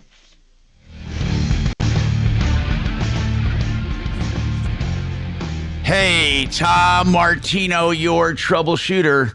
303-713-8255. Okay, Bob, here's the deal. If you're moving, I'm going to tell you something, okay? Normally how it works, not if it works, normally this is how it works. You will get ripped off, okay? You will absolutely get ripped off unless you specifically work not to get ripped off. Now, let me explain how significant that is. When you go out to buy a car, there's a chance you're going to get ripped off, and you should be on the lookout. When you go out to do other business, there is a small chance you will be ripped off. With the moving business, it's the other way around. There's a small chance you won't get ripped off. So you automatically, in the moving business, automatically will get ripped off if you don't take the proper steps. The biggest mistake people make, the biggest mistake, is they contract with a mover online. The mover's usually out of South Florida, although that's not mandatory, but almost every single mover is out of South Florida. That's a lying, cheating ripoff. And you should never do it online, exclusively online, search online, and send money online, because here's what they do. When you call a mover, that mover will take a deposit from you and give you whatever you want. Oh, yeah, it's going to be this much money. Yes, we're going to do this. We're going to do that. And they talk you into giving them a deposit. That person you'll never see again. They take your information and sell it to someone else. That someone else's job is to also get money from you. And then they sell it to someone else who comes and picks up your stuff. And when they pick up your stuff, they get more money from you. Then when it comes time to delivery, it's yet another person who it's been sold to, and their job is to goose it up even higher. So what turned out to be what sounded like a pretty good deal could end up costing you 10 times more than you thought. It is the most terrible industry right now on the face of the earth. So the way you don't get ripped off, the only way you don't get ripped off, I don't care what anyone else says, the only way is to deal with a reputable nationwide carrier that has local agents that you can select. Now, beware, because even going online to try to find the national carriers, you have other carriers that, or other lying, cheating ripoffs that pretend to be them. Like, for example, United Van Lines is a true national company, United Van Lines. But you might hear United Van Line Express or United Vans or United Lines of Vans. I mean, they'll do alterations. Then you have Mayflower, you have Allied Van Lines, Atlas Van Lines, Beacons van lines. Now, I've looked these up with AI, but what I'm telling you is you will come across some that sound like that. What you're looking for are the main national carriers. And then you want to go to an agent in your city. So Johnson Moving and Storage is a good one here. Yeah, you'll never, if you go to Johnson Moving and Storage here in Denver, I believe they might be an agent for North American. I could be wrong, but I think they're with North American. But what you want to do is pick you have to pick a national moving company and then pick an agent from them, okay? And then you don't pay any money up front, and it's that easy. You just have to really, really be careful.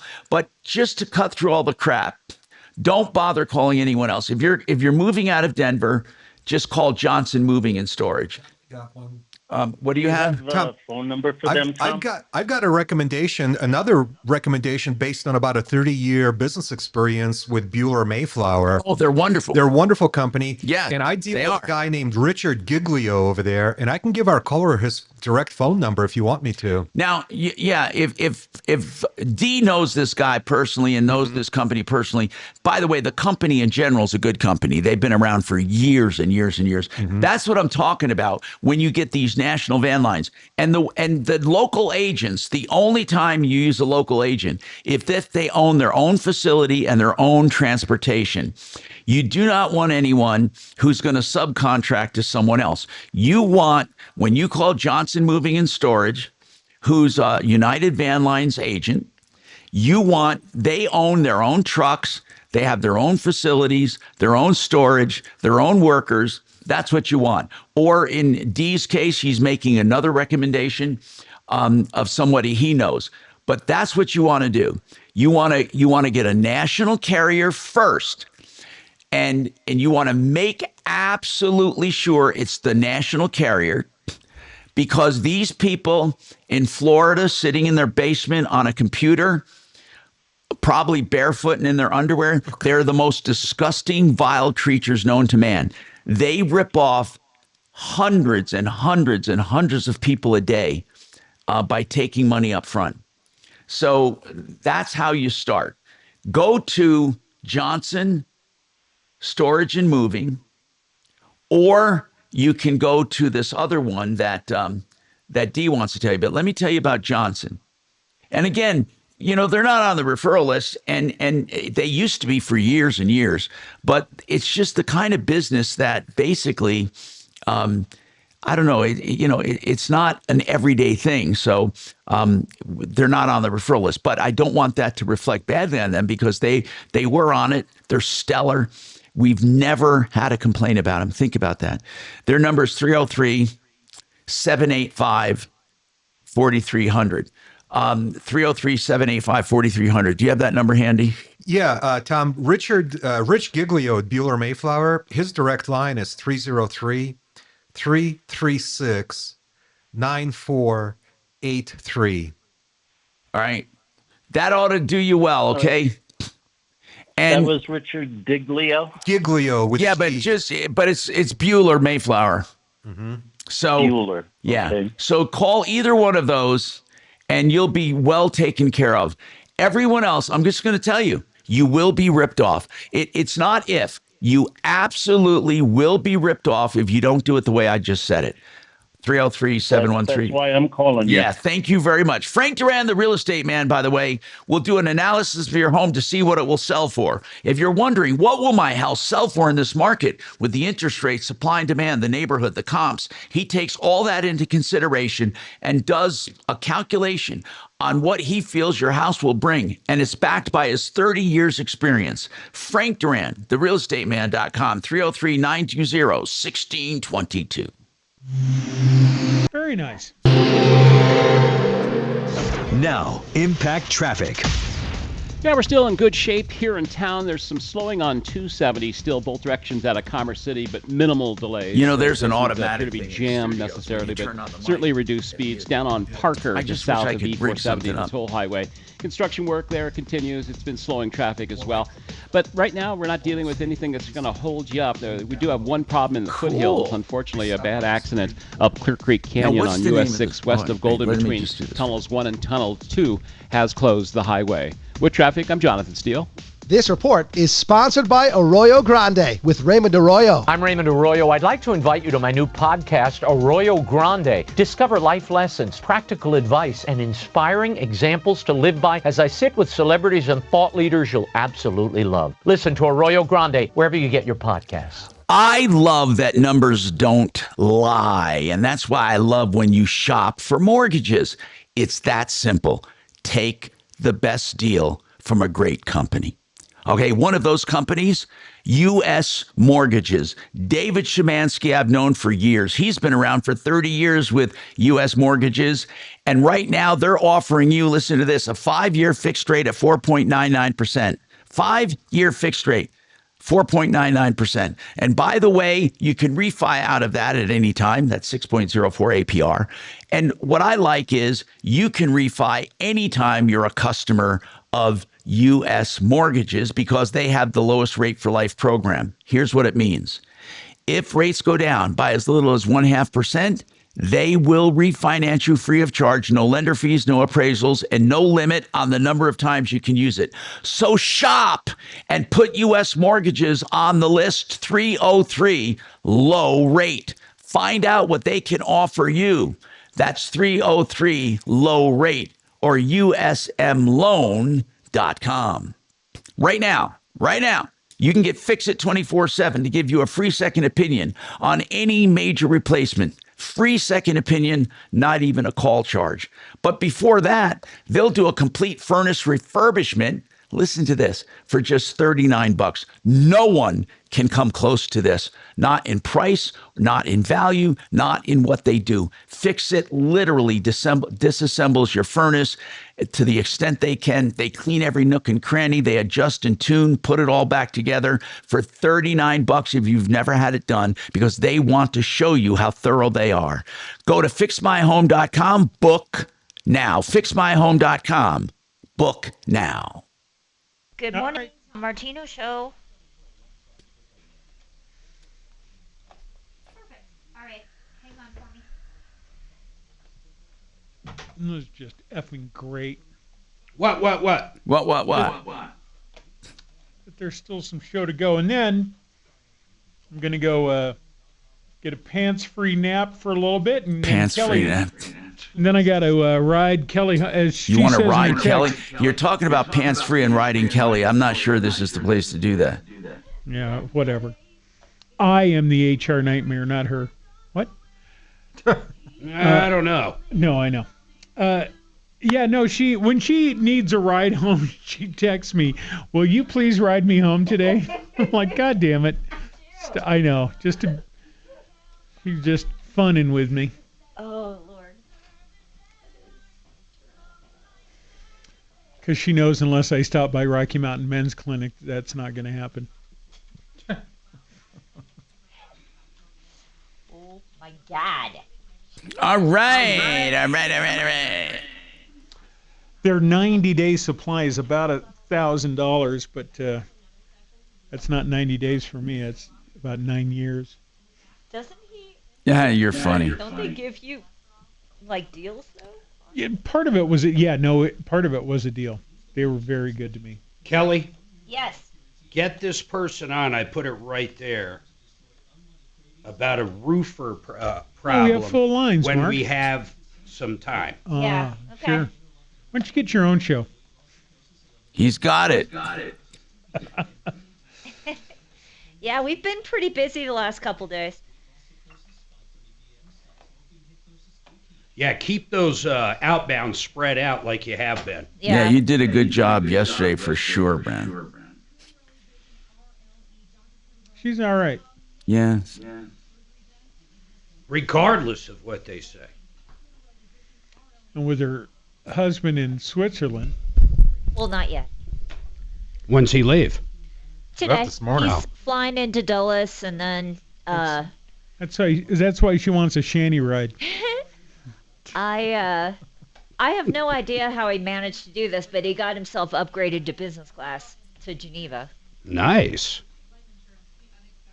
He put a third mortgage on the house. He's just charming, you know that. You know how he do. As if. He probably told them a story about you, and they're like, "Oh my God, okay, we'll help." All right, Dan, we've got one call ahead of you, so just hang on for me, and we'll get to your issue with Anywhere Router, okay? Okay, hold on.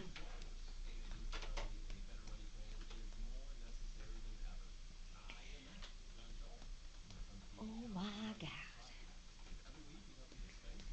How many times do you think in our lives that our significant others in any capacity have used stories about us to garner sympathy from others? Do you know what I'm God, saying? in my case. Fuck. You fucking kidding me? Here we go.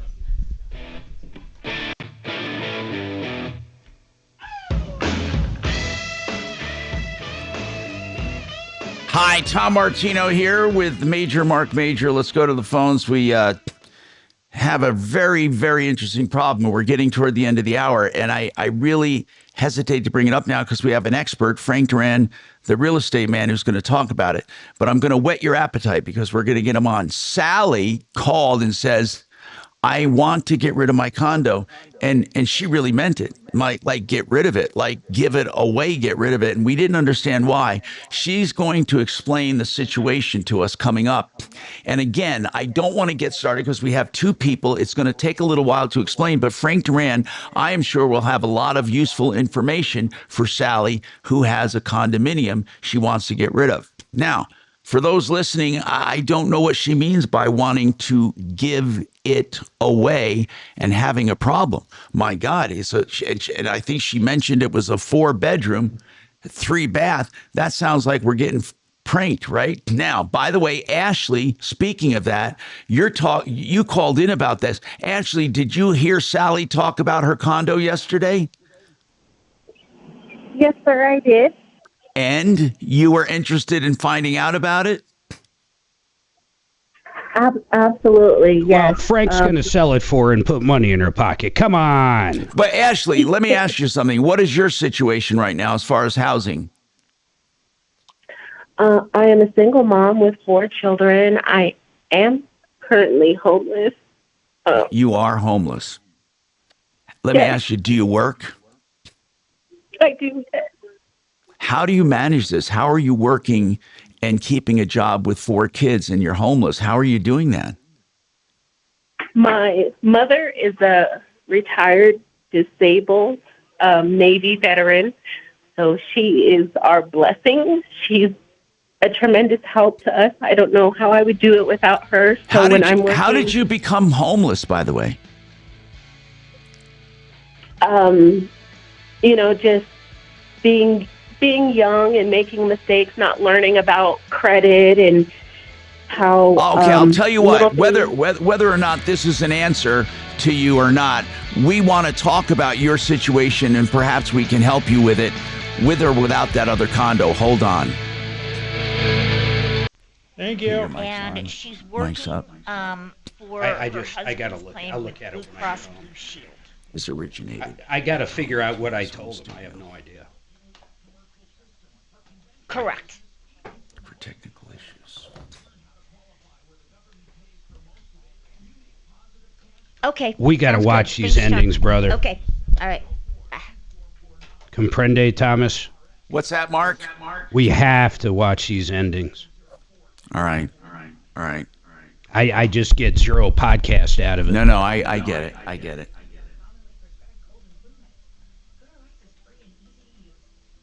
How are you gonna smoke a nude cigar in 2 hours? Oh, that's no problem. It's about a 40-minute deal, but. Yeah, she checks all the boxes. She's There you go. homeless, 4 kids. Couldn't afford property taxes if she had to. Exactly. No insurance. Yeah. Yes, you couldn't keep anything. I mean, that's the thing. A lot of people don't understand that you can't give it away. For example, I have something I want to give away and I can't because I mean, people might say they want it because they're going to sell it, but I don't want to sell it. If I want to sell it, I'll just sell it. I want to give it away to someone who will use it, but it's going to be too difficult because is it the BMW? There's too much involved in owning it. It's the Beamer, isn't it? No, I know what it is. I already know what it is. Wait. I already know exactly what it is. Was it And it's an antique. It's an aircraft. Right. Oh. And it's the most beautiful restored aircraft on Earth. No, you got to find the right person for that, for real.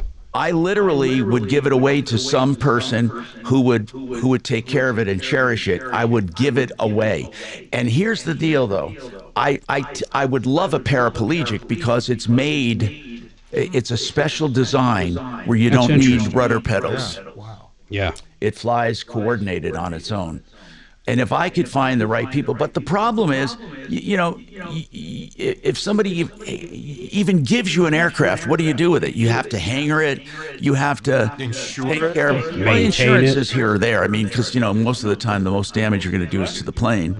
But you have to maintain a license? Yeah, you have to have a pilot's license. You have to have a way to take, you're right, maintain it, annual inspections, all of that. Hey, which van are you going to... No, there's nothing. It's like giving someone a horse. I know. That's exactly right, Mark. Exactly. Does this tape clash? It's like giving someone a stripper.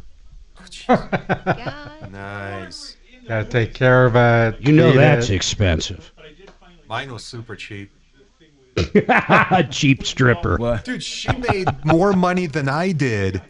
I bet, actually. And I was making over $100,000 that year. You hired a stripper? No, I dated one. Yeah. Oh, you dated? Really? You did date one? She made 1.5 times what I was making. And hers was all cash. Summer smell. Please. You're just jealous. I was like, don't forget to plug that back in when you leave. Yes. God, she made so much money. What's she doing now? I don't know. I haven't seen her in years. But we also got free dinners everywhere we went because she had all these gift cards for tons and tons of restaurants. Like how does a stripper end up with these instructions? Gift cards. People were tipping her with like the Palm gift cards. That's so weird. Because they were staying at the Westin, for example, and they were hoping she would come over and have dinner with them, so she would get all these gift cards. So we would go eat steaks for free, Morton's, Palm, all those places. Shotgun Willie's. No, she worked at their main competitor, Burger King. Burger King gift cards.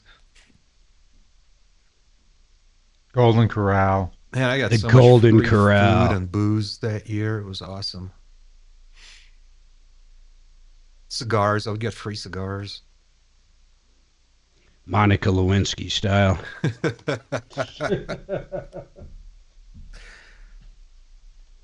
Suzanne showed me a picture of Monica Lewinsky that's somewhat recent. Mm-hmm. I am telling you, that woman looks way better now than she ever looked. Oh, I know. She's a beautiful woman. It's absolutely, it doesn't even fucking look like her. Mm-hmm.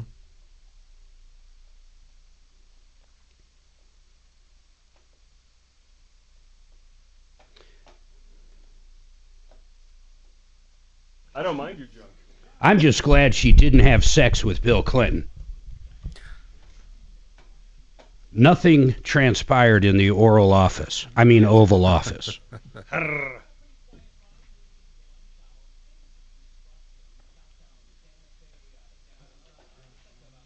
She even acknowledges it. No sexual intercourse. What about no sexual intercourse, Mark? Monica says she never had sexual intercourse with Bill Clinton. Just a cigar.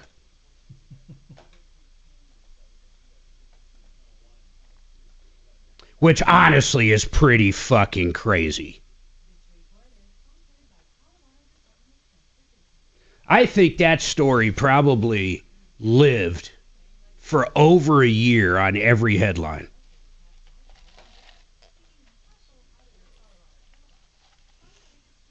You Man. must have talked about that on air.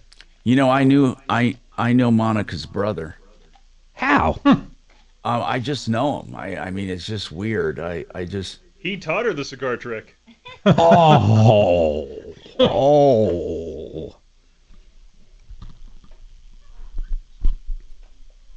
I didn't expect that to quiet the damn room. Sorry. Wow, that was like somewhere. I thought Shannon was still there for a minute. Oh no, I didn't. Yeah, just.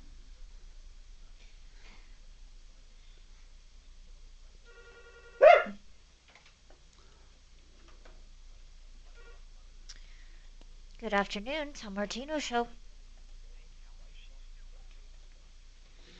No, she's not. I can call her back though, but I have full lines right now. No, she's not. No, I got her phone number so we could, maybe get her back on once you've had a chance to talk with her. Or set it up for 10 a.m. tomorrow morning. Okay, all right. She can't do two things at once. Or You can't don't. talk to her while she's on the phone.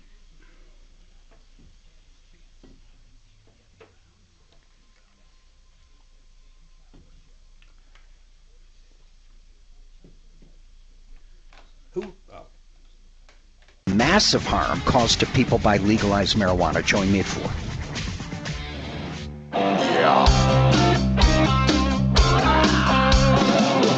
Ripped off, bad news. You need advice so you don't have to lose. Turn down your speakers so I can hear us. We can troubleshoot. Thank you. Help the common man. This is the Troubleshooter Show. Now, Tom Martino. Hey, I'm Tom Martino, and I welcome you to the only show of its kind anywhere in the universe, the longest running show with the same host currently on the air. And we're going strong, solving your problems. Pass the word around. If you need help, call us at 303-MARTINO, 24/7. Leave a message. We'll get back to you, or you come right straight to the show if you call during the show's airing from 10 to 2. That is Mountain Time, 303 Martino, 303-627-8466. And the local iHeart Radio number is 303-713-TALK, 713-8255. I want to talk now about this situation, okay? Sally, I'm going to bring you up and talk to you. Sally, when you called, it was quite surprising. Said, when you called, I was very surprised. You said, I want to get rid of a condo. I know you were. I know you were. How long have you owned this condo? Since 83. Did you ever live in it? Yes. Okay. Now, this condo is in Aurora, and it's a 4-bedroom condo? Yes. Okay. And did you say 2 baths or 3 baths? 3. Okay. 4-bedroom, 3 baths. This sounds like a pretty big condo. What floor is it on? First, second, third, fourth, or ground? What is it?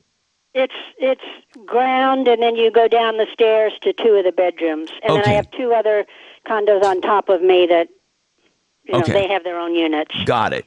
And you said something about the monthly maintenance fees or the association dues. How much are they? $550. $550. And do you get trash pickup and all of that for that? Yes. Okay. And then you pay for your own heat and electricity and all of that, right? Is there any special assessments not ready to hit? Because it's communal or whatever you call it. But yes. hold on. So you do pay your own utility. There, Do you I have pay a your tenant. Do you pay your own utilities? The tenant pays the utilities. Okay. And but they're in the condo's name. They're separate. It's not included in any kind of association, right? I'm not sure I understand. I Here's have an what HOA. I mean. Okay, what I mean is this. Some HOAs with older condos like this used to include heat with the association dues. Are you telling me you pay gas and electric? You pay gas and electric directly The from... tenant pays gas and electric. Okay, I get it. Correct. But it's your so response. I probably can't help Ashley, by the way. Okay. It's your responsibility, though, as the condo owner to pay gas and electric is what I mean. Got it. Okay. Yes. Right. So for those listening, it's $550 a month, and you have to pay electric and of course gas and taxes, right? How much are taxes? How much are taxes? Repair and a new furnace and property tax. Yeah, everything. It's the cost of ownership. Yeah. But here's what I don't understand. If you own this free and clear with no loan on it, why won't you why wouldn't you just try to sell it? Why are you giving it away? Okay, well now that's one of there's. I think I have 4 choices. I can use a realtor. I can use one of those quick sale persons, or I can give it away. And it'd be kind of like an RMD. People give away their RMD. They do that for a reason. I would have the same reason. Now, by the way, she's talking about required minimum distribution. So are you 73? I'm 77. 77. Okay. As I understand it, though, and again, I do this for a living when I'm not doing radio, this financial advisement. I believe RMDs are required minimum distributions from a qualified plan. You can't just. I'm almost sure they are. Yes. You can't just take money out of your bank account or a condo and call it your RMD. I believe the RMD. No, I was just comparing that the way the reason people give away their RMD is so they don't have taxable income. Right. And right. I could give this condo to a hospital, and then they say thanks a lot. Right. And then I get some kind of. Well, you will definitely get it's subject to the adjusted gross income limitations. You get a certain amount of benefit to donating. There's no. But what about the value? What would you say this condo would sell for? Like what are they selling for in that neighborhood? Well, Frank will be able to answer that I just with an address. I'm asking Sally, though. I understand Frank is going to do that. Go I'm ahead, making a guess, and I'd rather have him answer, but 350. Okay. I don't know. And you are now when you first called, are you getting frustrated? Did you try to get rid of it and get frustrated over this, or what? Why did you even think about giving it away? Because I spent this year $14,000 on repairs. Oh, my goodness! Just went up to that $550. Wow. And I would have Frank list it, sell it. You're going to put $300, $350 in your pocket. That'll pay a lot of RMDs. Or even $285. I mean, whatever he sells it for, it's better than nothing. So, Sally, again, you're 77 years old, and we don't have to tell you how to live your life, but it sounds to me a little foolish to just give it away unless you want to help someone specifically. And it depends on your charitable inclinations, but the stress of it, every time the tenant calls, and bless her heart for calling, because of course I want to know if there's something but you can still get rid of it. In other words, what area? And if you get, I think that you need to get someone dependable. I would seriously counsel you not to give it away and to at least get something out of it, especially a 77-year-old woman.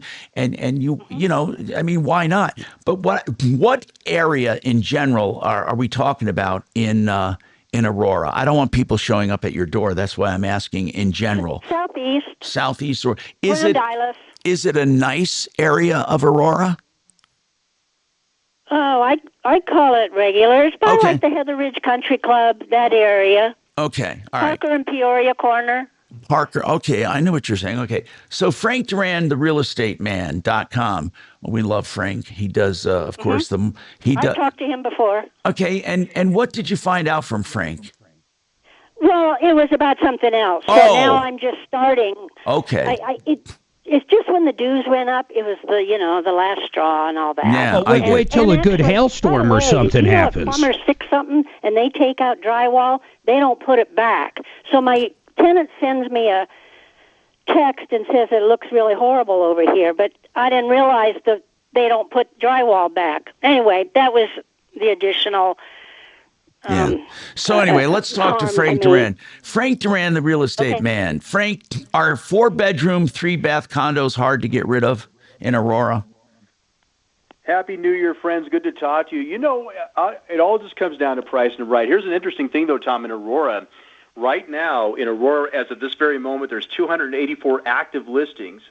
But get this, only 50 of them are under contract. So when you take the ones that are actually under contract, right now I'm seeing that the average of these is sitting there around the 253 mark. So there are properties out there moving. It's just the key is just pricing them right and getting them in that sweet spot where they're actually moving. And I think you can do that for her. I think that would be a lovely thing to do. Again, you know, there might be people listening, and I feel sorry for them who's saying, well, Tom, why are you telling her to sell it? You know, I could use that place. And I know Ashley called and stuff like that, but it's a big responsibility. I mean, just to keep this, just utilities, taxes, and association dues will be near $2,000 a month when you think. Not only that, a lot of people that would take it would just turn around, call Frank, and sell it and put the money in their pocket. Right. Yeah, but I don't care about what they do with it. No, I know, but you don't. But why would you ever not do it yourself? In other words, why would you just give away? Get the cash and give it to multiple people if you want to do that. That's what. In other words, you can sell it, get the money, and then you can make your charitable donations.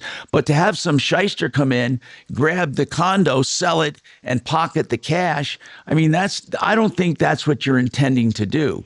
Well, I'm kind of torn between a realtor and a advisor. I know you do finances. I'm also looking into charitable remainder trust, which could generate an income stream. I'm just waffling.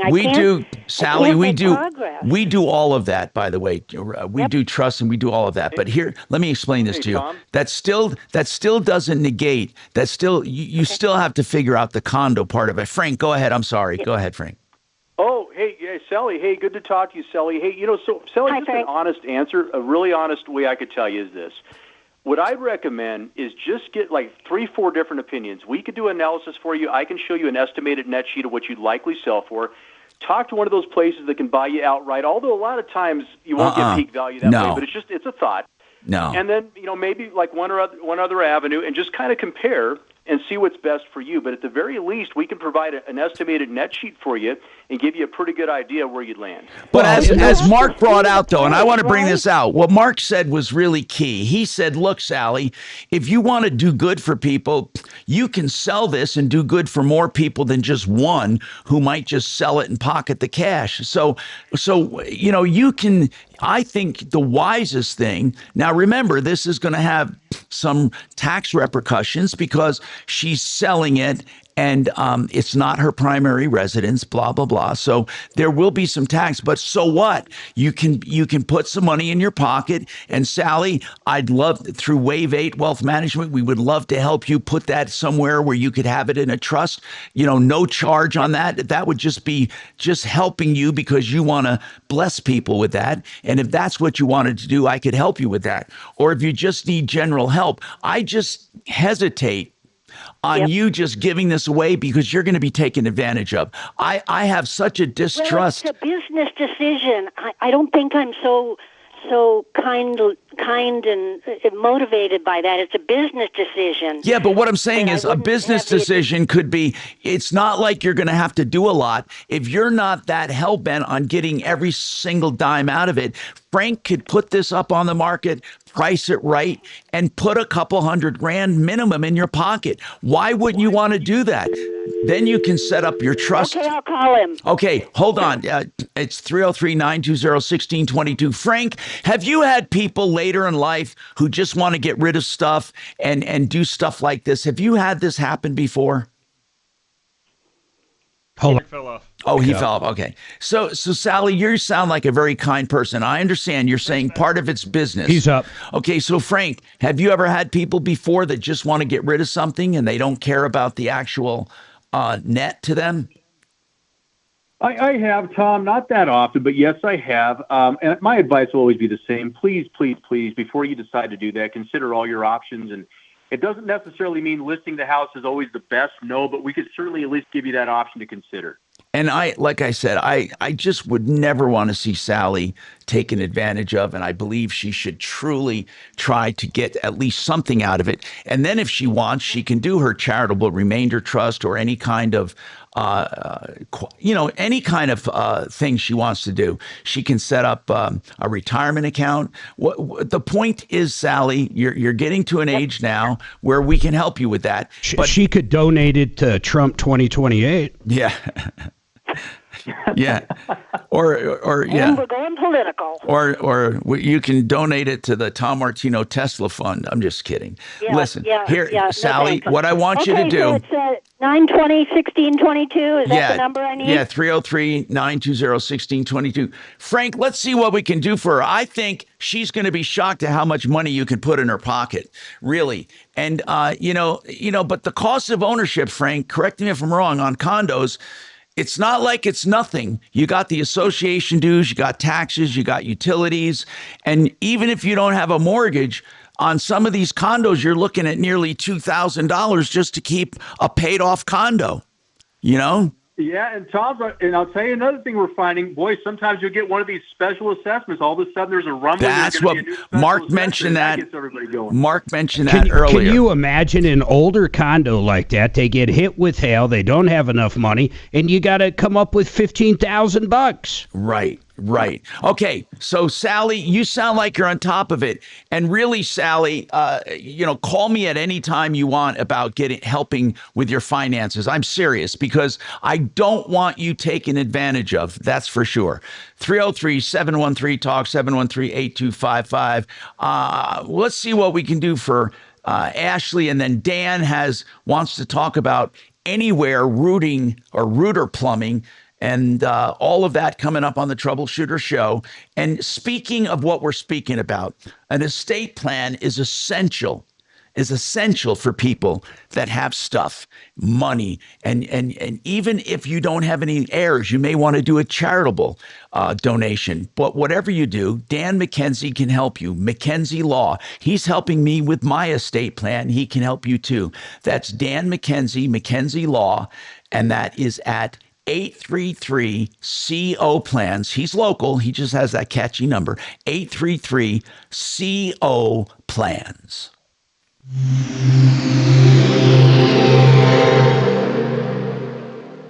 Look, your body's unique, so why settle for a one-size-fits-all wellness plan? That's where Viome comes in. Viome uses advanced science to analyze your gut biome with a simple at-home test, so you know exactly what foods and supplements are right for you, all based on real data from your own body. And you know what? That's science you can trust. Go to Viome.com now and use promo code THRIVE to save $50 on your full body intelligence test. That's Viome.com, promo code THRIVE to save $50. U.S. Mortgages is offering you a chance to refi or buy at 4.99% or lower. That's right. They have a 5-year fixed rate right now, 4.99% or lower. And 4.99 turns out to be like 6.04 APR, as they say. Now, here's the deal, okay? If you're in a loan with U.S. Mortgages, they will refinance you out of it anytime rates go down by 0.5%, and it's free of charge. So you never pay for refining again. Once you're a customer for life. It's the lowest rate for life program. 0.5%, you refinance. And there's no limit to the number of times you can use it. Another thing, shopping is always a good thing. U.S. Mortgages, they are brokers.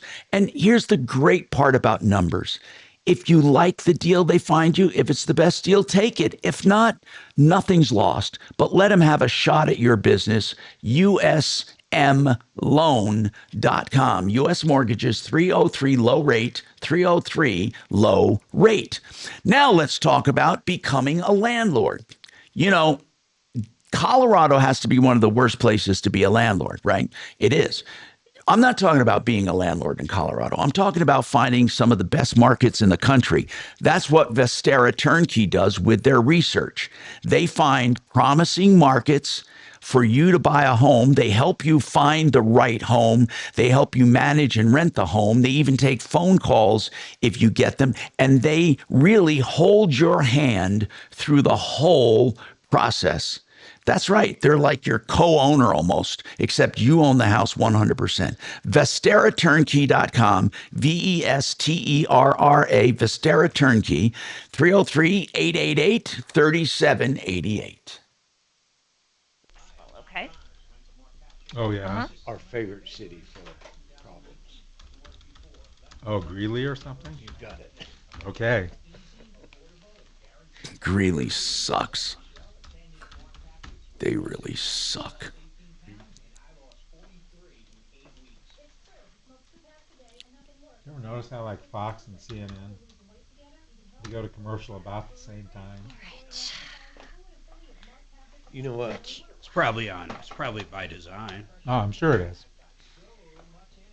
I always want to know if you watch CBS, NBC, ABC, that they're virtually the same 3 stories at the beginning.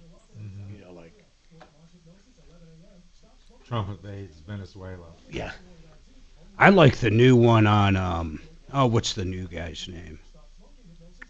Yeah, I can't think of his name. He's got a weird name on CBS. Yeah, I watch him every night. He's pretty good. He's a lot better than most. Yeah. He doesn't just go for the jugular on Trump. Who is that, Mark? I'd say he's Who pretty is that? straightforward. Whoever does the 5:30 on Channel 9. Oh. Well, you were talking national.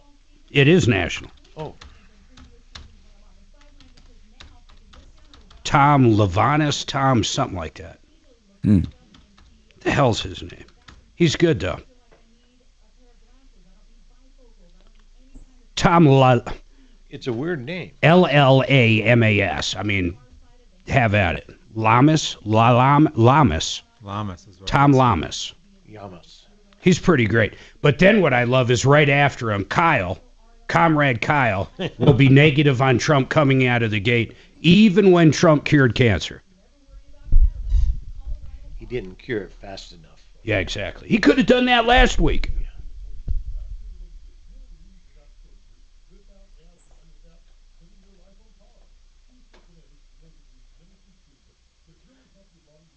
Hey, 13. I like another movie around that same time frame was Richard Pryor's Moving, and he buys his house, and then he finds out all the disclosures. The guy took all the doors, the window. The guy even took the fucking swimming pool, all the appliances. So they show up, and it's just like, you know, a house with no doors, windows, and they literally took the swimming pool. It was great.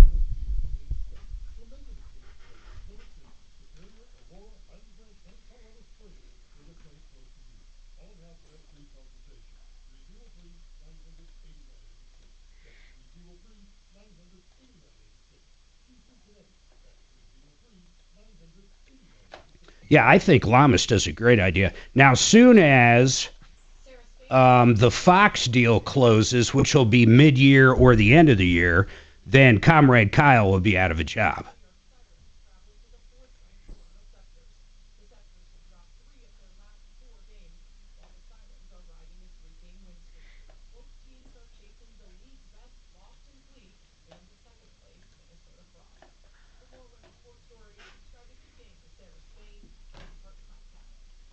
And then, of course, the other great moving one was Chevy Chase. The fuck was that one called? They go out to Redbud. God, I can't think of it. I love the movie, too. Funny Farm. Funny Farm's fucking great. Redbud. Local fiduciary advisors. TrajanWealth.com. Hi, Tom Martino here, and we are solving your problems, answering your questions, taking your complaints. I'm going to go to Dan. Dan, what's going on with Anywhere Rooter Plumbing? You know, it's unfortunate, but I think we've all been trained that when we hear Rooter in the name, it means screw job. I mean, honest to God, it really does. Tell me what's going on. You called about this before, didn't you? I got to go back to last year's data bank. You called about this before, yes, right? I did. And Dan, explain to us the original problem, sir. Okay, so I needed a water heater replaced in a condo because I had a leak, and I hired this company, Anywhere Rooter. without doing a background check on them, found out that they had an F rating on Better Business Bureau. Yeah, not that matters, I but remember, you got to work hard to get an F rating on the Better Business Bureau. Let me tell you, man, you got to work really. You know, I'm serious because they had a guy had a triple plus, AAA, and he was in prison. They suck. The Better Business Bureau. Don't get me off on a tangent. The Better Business Bureau is the biggest joke that ever lived because they do nothing. They literally do nothing. But they have one good function right now, and that's a central depository for complaints. So at least you can find out if people have complained. So tell me what happened after all of that. You found out that a bad rating and all that. Tell me, where does the story go from there? well, and I wish I would have checked ahead of time on their all the reviews. But they came out, gave me an estimate for $3,000 for a new hot water heater installed. And the guy looked at the model and everything, gave me that estimate. I approved it and signed it. Yeah. Then when they came out with the hot water heater, they said, well, we can't do it for that. It's going to cost us $4,300 or we're losing money. So they kind of had me over a barrel. Yeah, I remember it. And anyway, you said it was improperly installed to begin with too, right? Yes. On October 29th. And basically the bottom line was they won't fix it. Right. And we also know that they did not pull a permit to have a gas water heater inspected after their work, and they said in the contract they did everything. And wasn't Lindsay wasn't she that bitch that answered the phone and she's just nasty? Isn't that what we're talking about? Yes, that's to put it nicely. And after she wouldn't take my calls anymore, so I went there in person, gave them a fictitious name so she'd come out and talk to me. And I said, well, we really need to work on this warranty. I said, all the parts and everything, labor is warranted. And they said, well, we're not going to honor your warranty. And I said, why? She said, well, that's because we said so. And so that was her excuse. I don't have a warranty with a contract. So let me tell you, since I talked to you, Tom, I contacted Jefferson County, the building inspector's office, and they confirmed that there was no permit pulled. And I said, well, is there anything we can do to enforce getting a permit? And they said they don't have any allowance to do that. That's right. So they suggested I call DORA and let DORA know. That's Department of Regulatory Agency. So I contacted Take them DORA to court, man. Well, yeah, and it gets even better. Just keep going with your story. What happened? Did you go to DORA? Well, yes, it's all online. You have to do everything online. So they've got the complaint and they're investigating. You know, DORA does a pretty good job, by the way, of looking into these things. They really do. They investigate these things. They really. I mean, I've known people who've had DORA complaints made against them, and they say they really do look into them. Now, they may not do their own investigation, but they might go after Anywhere Router for not pulling a permit.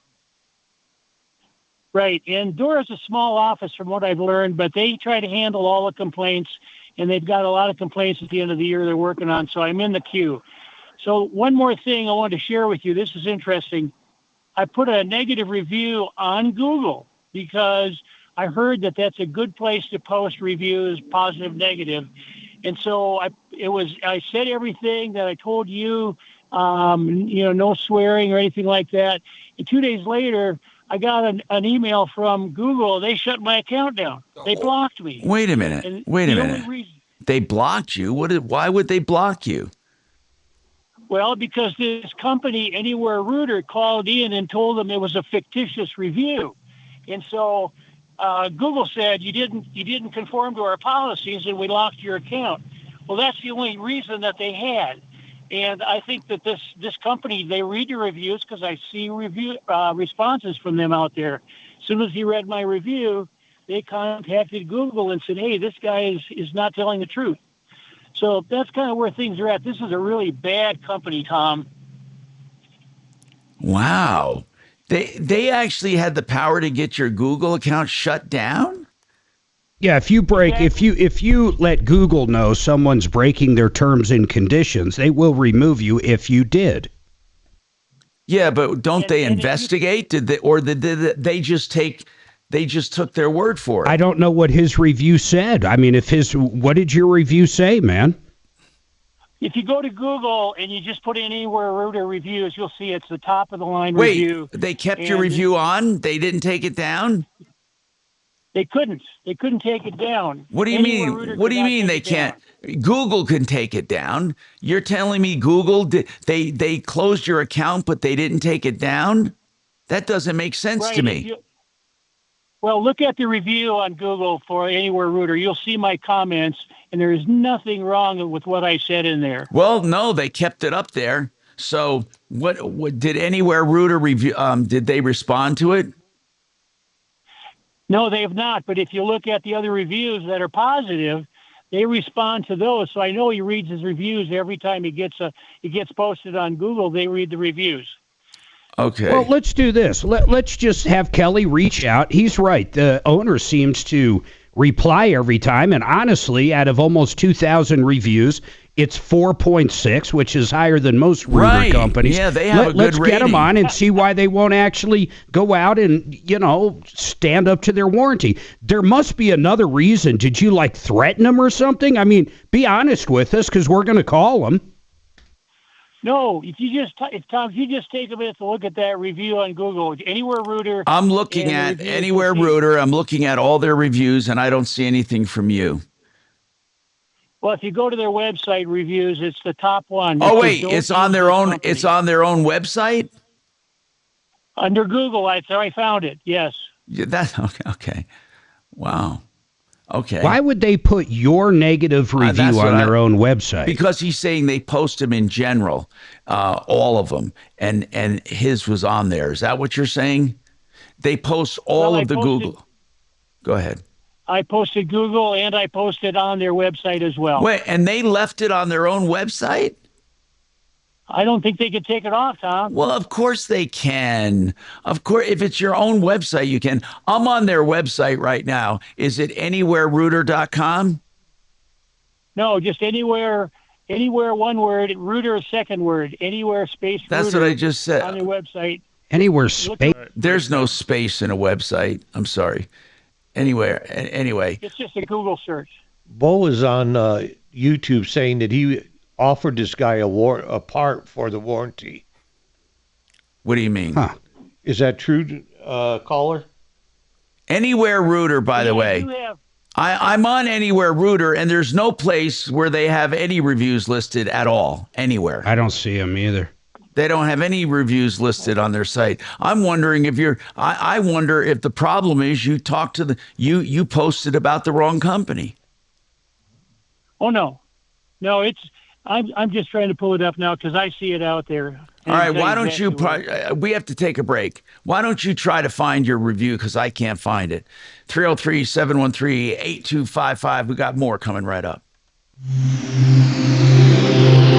I don't see it anywhere. There are no reviews. KRFX HD2 Denver. KHOW Denver, an iHeartRadio station. Ryan Schuling, mornings at 6. Dan Kaplis, afternoons at 4. This is Denver's talk station, 630 KHOW. Now, impact traffic. All right, got a crash on I-70 right now causing delays eastbound. This is approaching Colorado. Traffic is tied up all the way back to Brighton. Can't tell exactly what lane is blocked I there, went but to Anywhere definitely Router. looking at some delays. The rest of the freeways are running pretty light. Okay, We have some here's where I slowing am. out Look. further east. This is going to be near Tower out towards E470. That's construction related. Northbound Wadsworth at Morrison Where as is well it? as Bowles and Platte Canyon's been kind of tied up also. Other than that, they've reopened US 6 west of Golden with an earlier closure due to a crash. With traffic, I'm Jonathan Steele. This report is sponsored by Arroyo Grande with Raymond Arroyo. I'm Raymond Arroyo. I'd like to invite you to my new podcast, Arroyo Grande. Discover life lessons, practical advice, and inspiring examples to live by as I sit with celebrities and thought leaders you'll absolutely love. Listen to Arroyo Grande wherever you get your podcasts.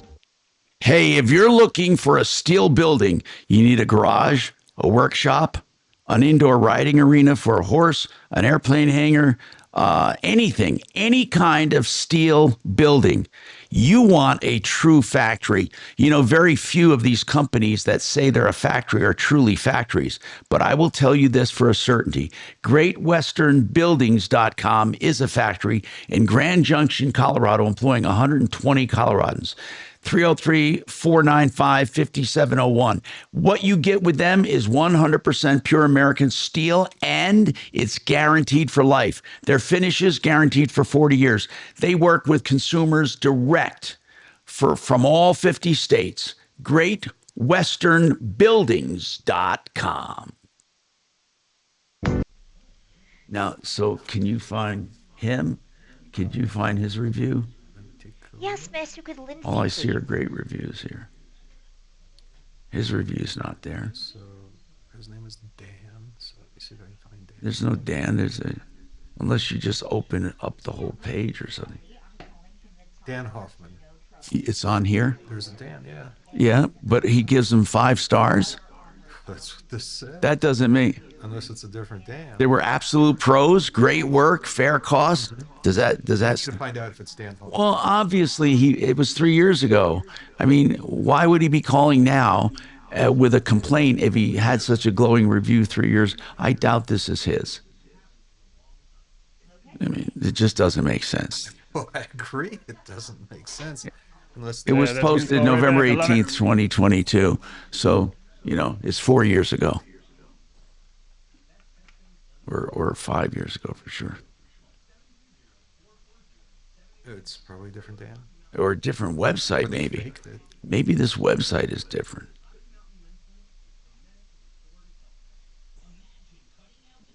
These people have good reviews. I don't know who this guy is, but they have great reviews. And where do you go online to actually find Google reviews? Just Google. Oh, I just found them. No, I mean, like, is there a website like there is for Yelp? Yeah, so here's what I did. I did a Google search for that company. Came up with anywhere Google. Right. And here's a button that says reviews. And you can click on that and see, many tons of reviews.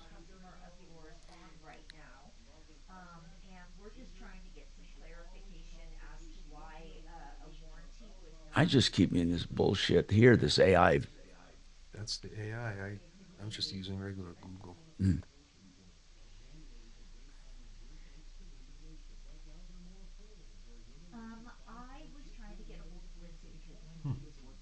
Oh, wait, hold on down here. I'm finding.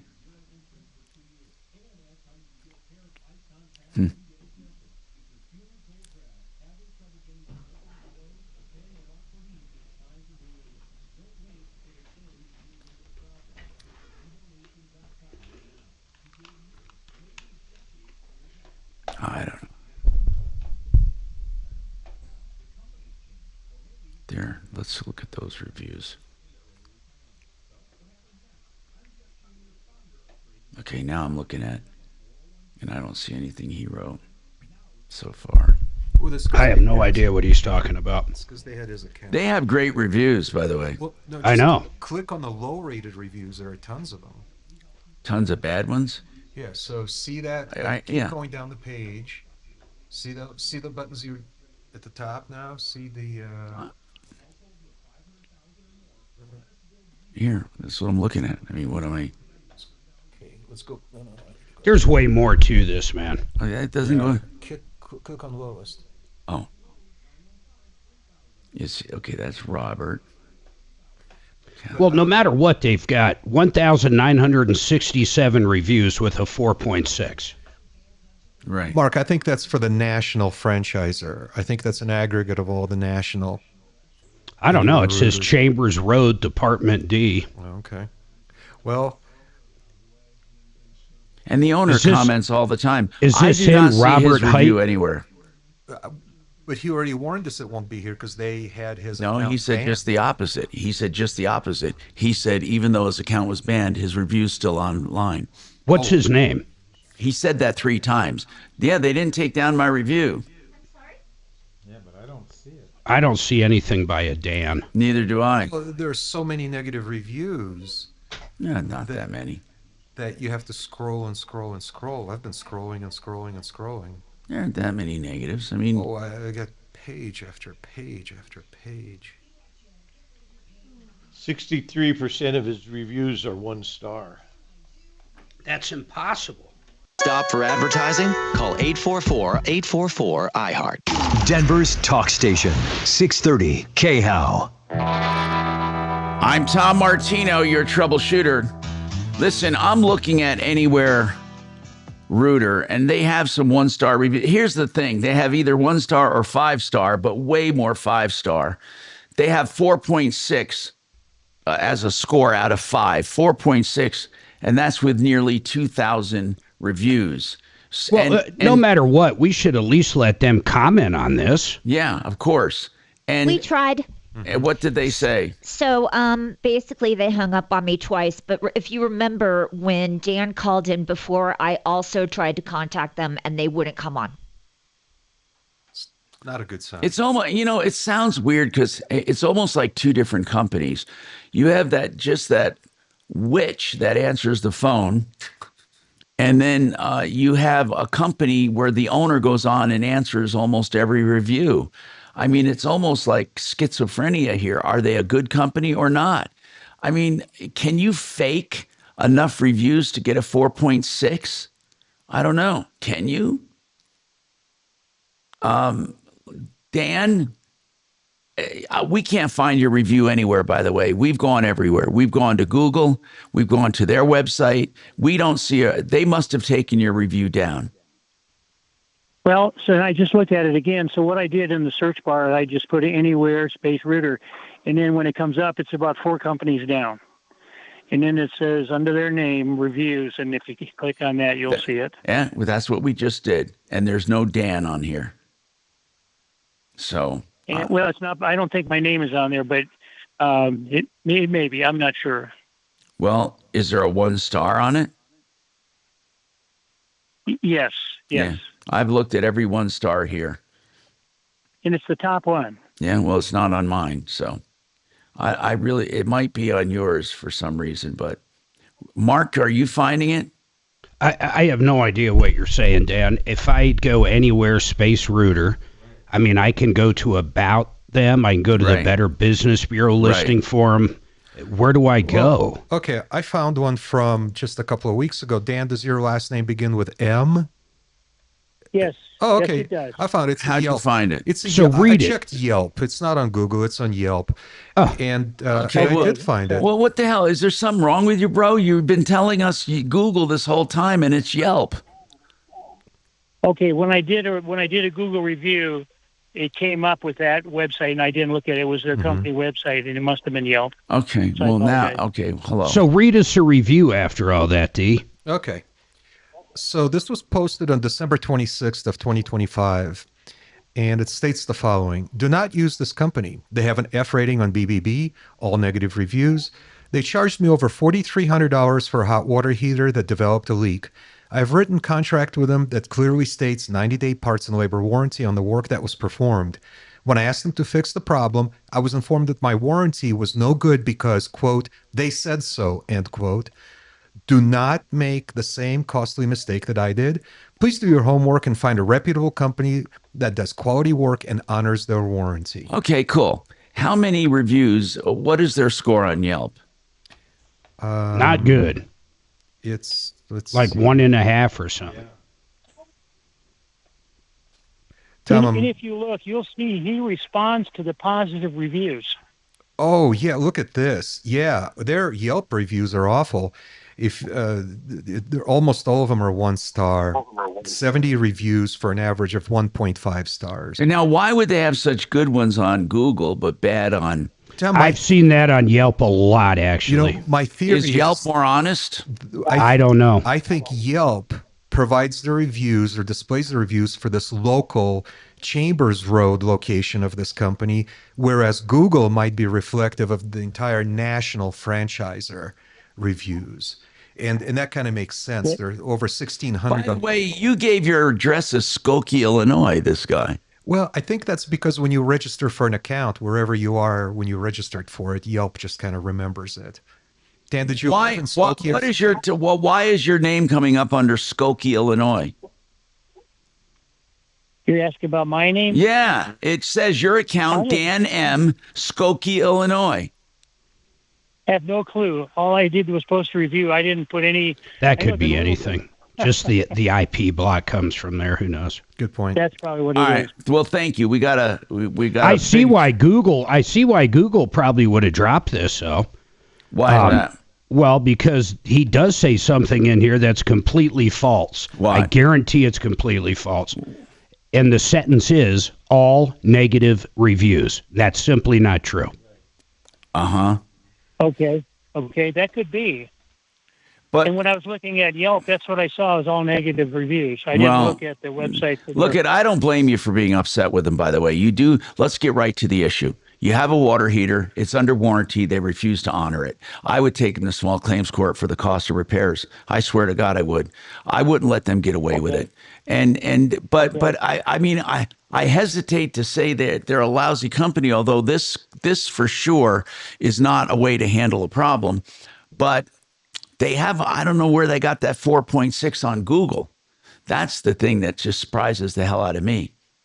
303-713-8255.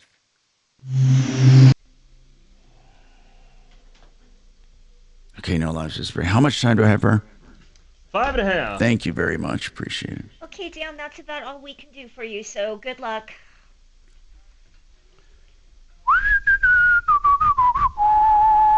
Yep.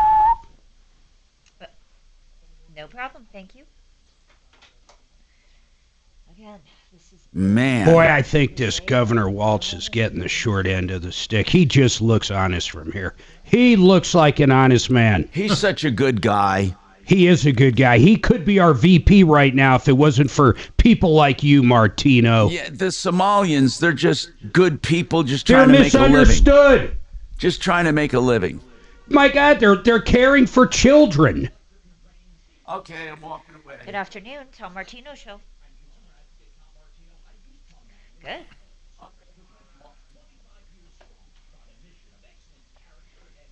What is this thing?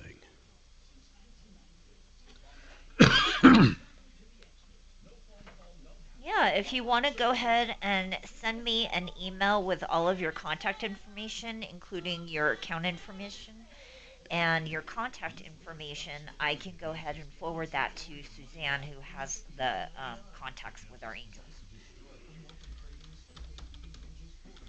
help@troubleshooter.com.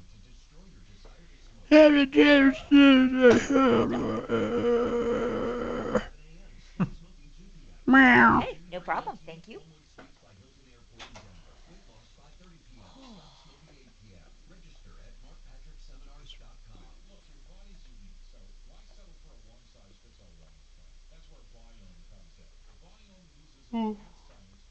Hey, watch it.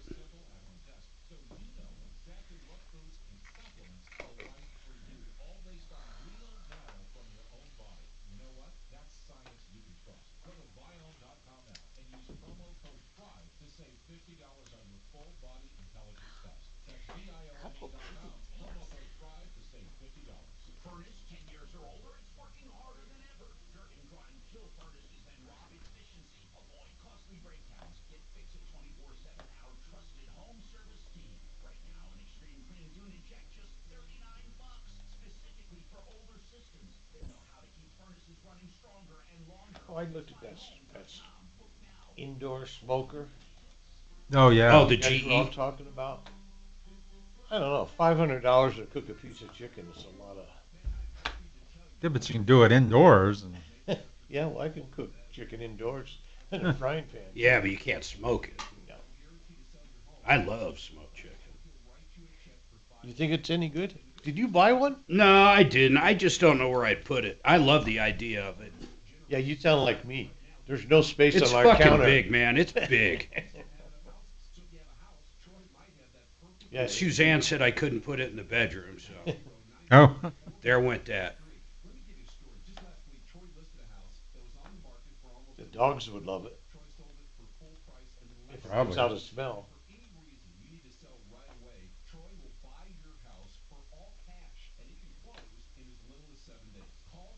GE indoor smoker.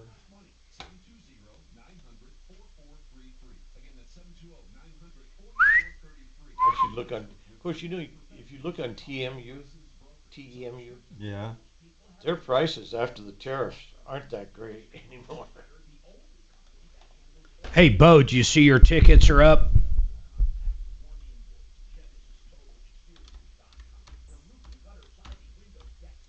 Yeah, that thing is pretty good size. What's that? That GE. Yeah, it's big, man. It's like a microwave big. Yeah. It might not even make it. Well, it's got to be. You got to put at least a couple racks in it. Yeah.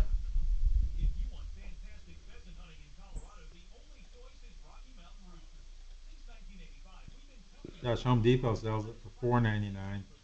Williams in Sonoma says $6.99. Of course. GE's website says $6.99. But then again, Lowe's is $5.49. Prices are all over the board.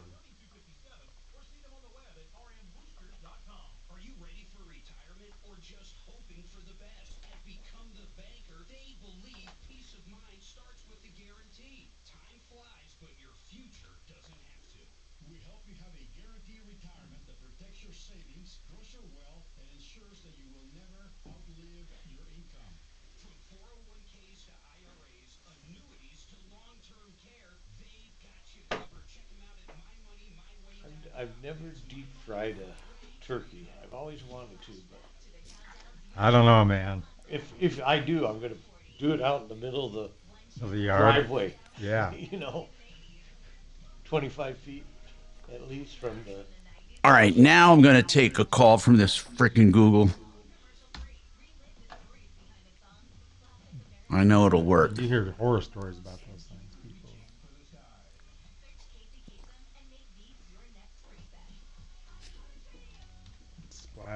Oil splashes up on them.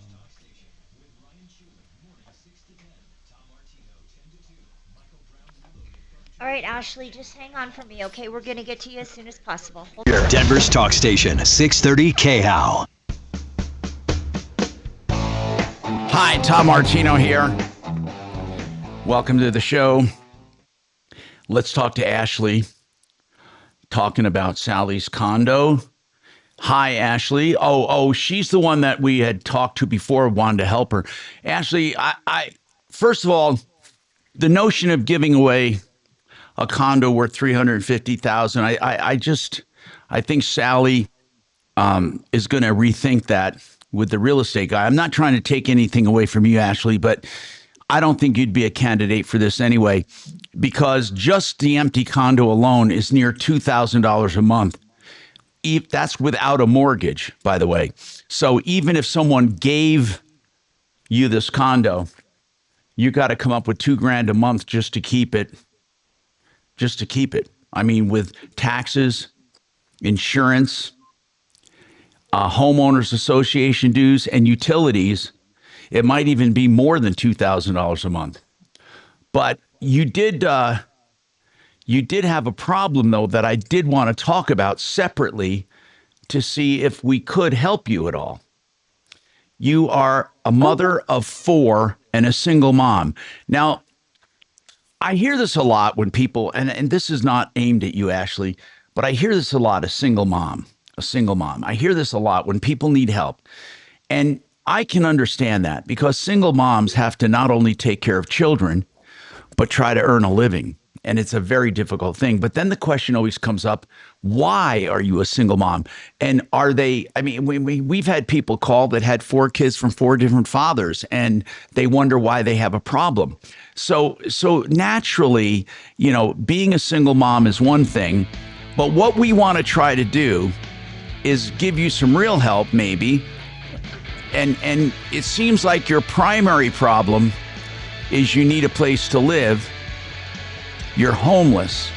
So let's see if we can figure that out coming back. We have to take this break. There's nothing I can do about it. Also, Sean has an issue with a roofer, and Selena wants to talk about an e-bike hitting her car. Man. Now, if I'm on program, YouTube can't hear me, right? Your mic's. Mm-hmm. YouTube can hear you all the time.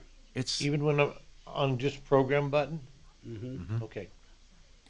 Well, So right now, when we're not on. Right now, if we Right take now a they call, hold on. If we take a Doesn't call, matter right now if you're in program Mark, or offline, they can hear you. Mark, I'm gonna Yes. have is Tim on? Is Tim on today? Tim or someone? Okay, I'm gonna ask someone. Call this number 747-999-5280. I want to check it right now because if you can talk to him, then we don't have to be on the air to check that number. So, okay, guys, somebody call it. Tim, go ahead, call it.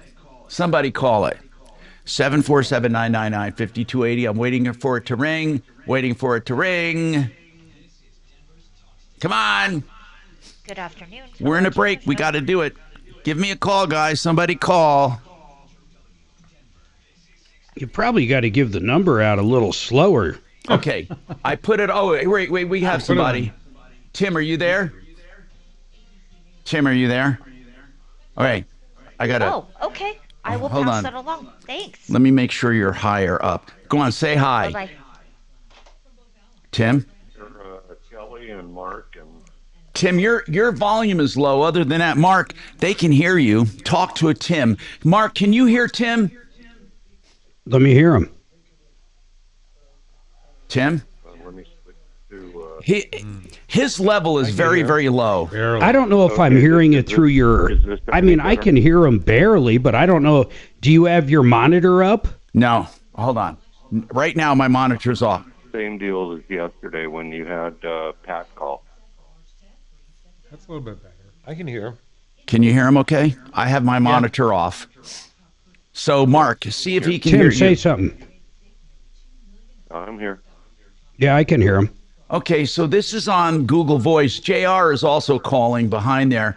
So I can hold and accept, or I can. So, Tim, yeah, this does work, but the level seems to be low. I have it cranked all the way up. I don't know what to do about that.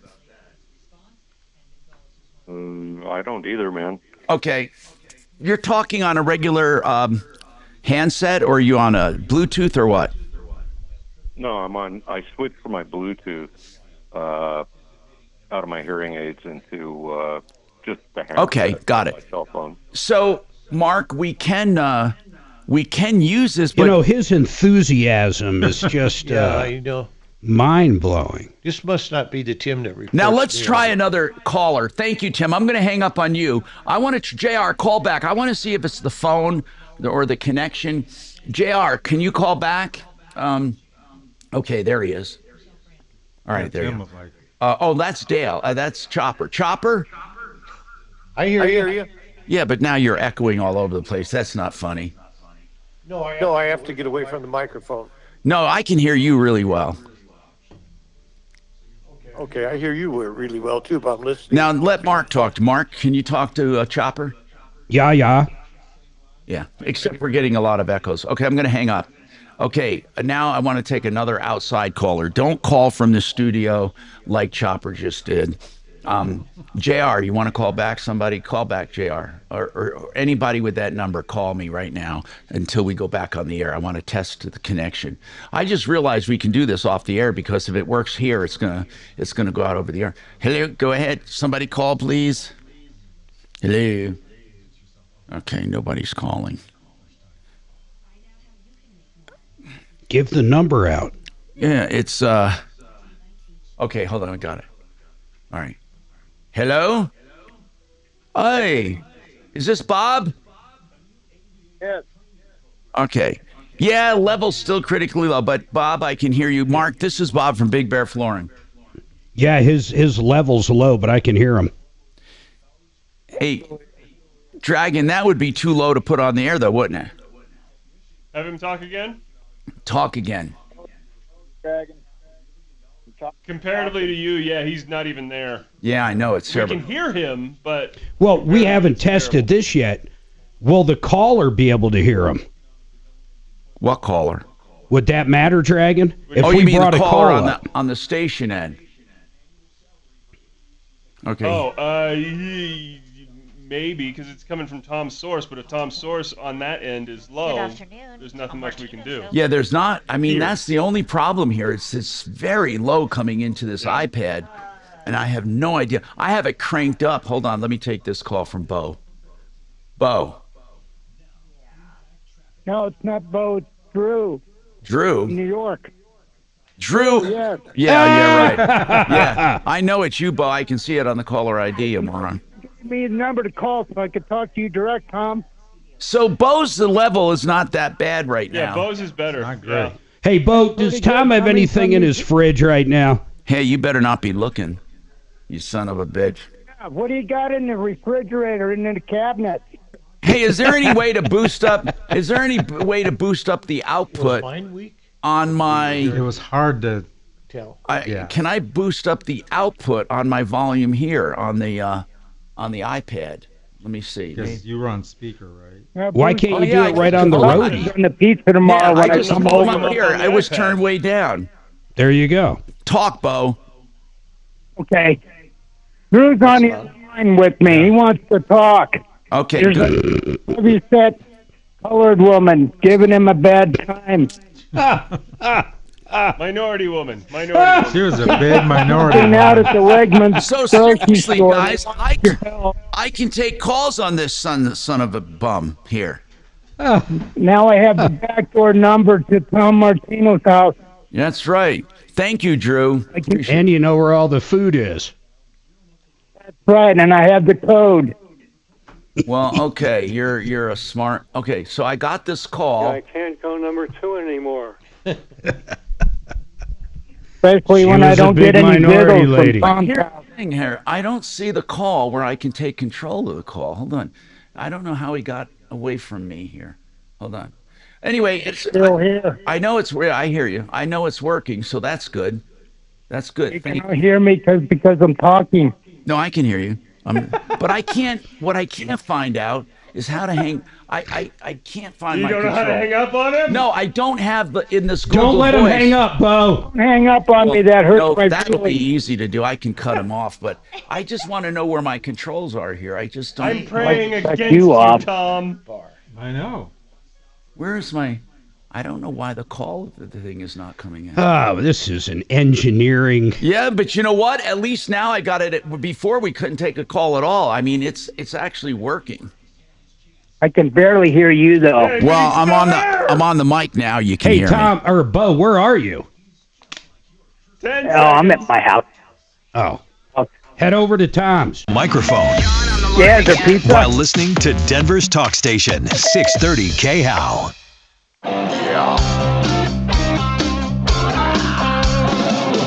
Ripped off, bad news. You need advice so you don't have to lose. We'll come running just as fast as we can. Troubleshooter's gonna help the common man. This is the Troubleshooter Show. Now, Tom Martino. Hey, Tom Martino here. Welcome to the show. 303-713-TALK. 713-8255. That's the number to call locally to iHeart, or you can call 24/7 303-MARTINO, 303-627-8466. Ashley is a mother of 4 living with her mom. Are you living with your mom right now, Ashley? No, I'm living in a hotel. And your mom is kind of helping while you go to work. What kind of work are you doing? I'm a local semi-truck driver. Oh, really? Cool. So did you go to school to get that done? I did, yes. Okay, so are you trying to save up for a place of your own? Yes, the last place that I was in, the landlord didn't give me the deposit back. It's a long, ridiculous story. He asked me to move out early to sell his home. He said I wouldn't have to wait for the deposit. And then at the end of it all, he said because I moved out early, he needs the money for... Okay. So he kept your deposit. So what's keeping you from getting into a place right now? Do you have money to make ongoing rent payments? I mean, I have a job to make ongoing rent payments. I just built that deposit back up. We've been in the hotel probably about maybe 5 months. Are Going you on in 6 Are you in months. one room right now? Just one room? All of us, yes. We're in one room. How old are the And I'm trying kids? to- 17, 14, 9, and 5. Oh my God. How are they doing? And I mean, Is the 17-year-old in high school? she is, yes. And the other ones, so they're all in school? They all are, yes. How that must be hard to cope with. My goodness. How long have you been in the hotel? You know, we've been homeless on and off probably for like the last 12 years. Oh and, my my God. kids, That's not right. they're such troopers, and you know, they don't complain. You know, they may ask like, hey, you know. Now, where's the have a dog? father? What do you Where's the do? father in all of this? Both. One is not in the picture, and the other one is incarcerated. Oh God. So you're trying to break out of there and get a place. And how does your mom help? Does she take care of the kids when you're working? Yes. Sometimes the hours can get really long, or I don't make it back to take him to school. So, like I said, she is definitely our superhero, and you know, she'll pick him up and take him to school. And some nights when I get off late, the kids stay there, and she provides dinner for them. And you know, when I have my 3 days off, of course, they're with me. So do you have enough right now to make a deposit on a place? I do, yes. It's just been hard trying to find a place. You know, a lot of places they want to go off of your You know, income. I have one charge on my criminal background that's over 10 years old. I still get dinged for that I didn't have the money to fight. That I feel like Yeah, it's too late. Yeah, it's too late though. It's too late. What is the charge? Right. It's 3 charges of lying to the police. So they gave me the same charge 3 times, and they're felonies. They're not misdemeanors. Wow. So you have 3 felonies from 10 years ago. Yes.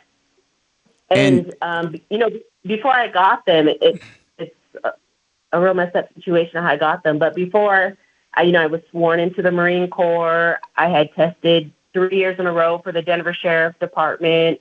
Some lady hit me with her car while I was walking home from work, and just the officers believing her word over mine.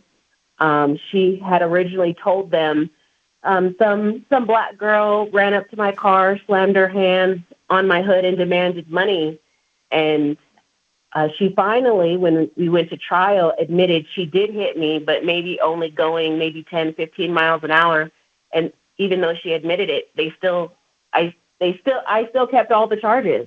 So What were you charged with at that point? What are you charged with in a car accident? What do you mean charged? With what? I was charged with extortion and 3 felonies of lying. 3 felonies. Well, for lying what's to the extortion in a car accident? How did that happen? Because she said I slammed my hood on her car and demanded money. Oh. That she never hit me. But you were found But guilty. Were you found guilty of extortion? I was, but I beat it in appeal. You mean you actually beat it, or you got it lessened? No, I beat the extortion during the appeal process. Okay, so right now on your record, what would we find? It's more than one thing. You said there was one thing. I mean, so this is a big wrinkle. It was one incident that got all those charges, is what I'm saying. And so whenever they see that, it's a no. It's a no. They don't want you, right? Isn't that the bottom line? Correct. Can we do a background, Mark, and see what comes up? Do we have a way to do that right now? Just for Colorado. Were these in Colorado? Yes. Ashley, hang on. I'd like to do a background because really we're getting into uncharted territory here. And if people, want to help you, I want them to have all of the information. So hang on. Kelly, let's try to do a background on her. I'm dying to hear about this electric bike deal coming up. And Yeah. then this roofing one, it sounds like a shakedown. Oh, really? Selena, your e-bike, I'm going to talk about coming right up, so hang in there, please. Get the guaranteed lowest price on a furnace right now. No waiting. That's renewhomeinnovations.com. They say no matter what furnace it is, if you're getting a furnace, you'll get a lower price with them, and they want you to put them to the test. 303-904-2000. The guaranteed lowest price, renewhomeinnovations.com. 303-904-2000.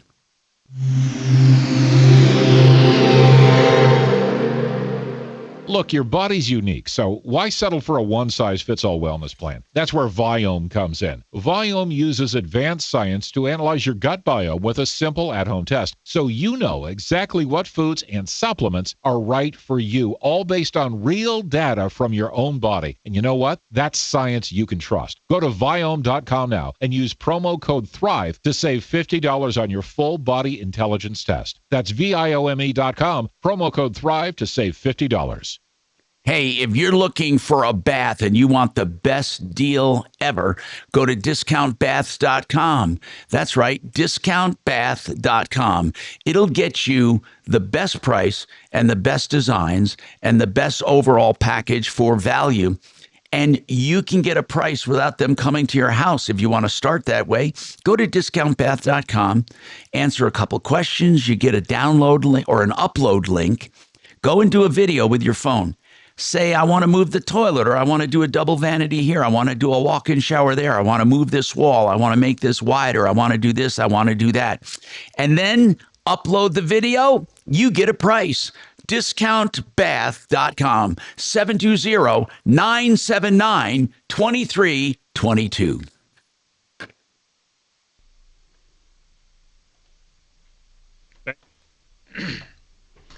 MyMoneyMyWay.com. I'll tell you what these guys can do. They can talk about retirement. They have options out there. Check this out. When the stock market goes up, your account will go up. When the stock market goes down, it ratchets in. You don't lose a dime. Some of the annuity products out there these days are absolutely wonderful, and there's other ones that aren't. You want to call Joe and Jordan at MyMoneyMyWay.com and talk to them. You do not need to put it off any longer. If you're 50, 60 years old, thinking of retirement, now's the time to think about guaranteed money every month till the day you die. MyMoneyMyWay.com. How much did it cost, by the way? $0. It's a free service that I got from the stream. So I could get it too. Yeah. It is fantastic.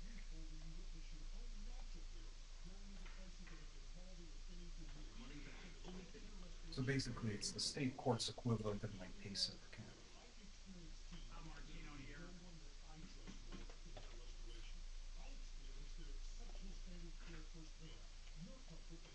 God, you get a lot of people there upset with stuff.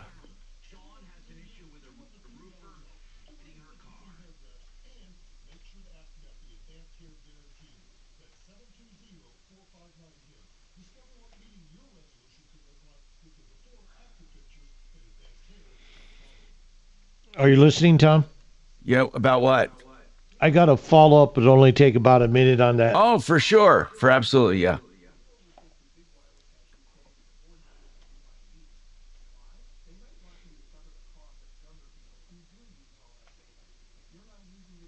I want to see the interface of this.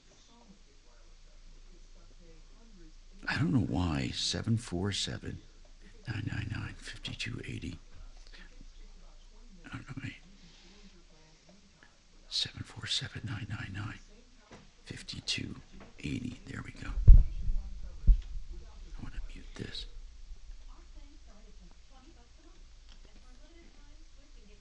Okay, Okay, so I'm on. Okay, there's the call.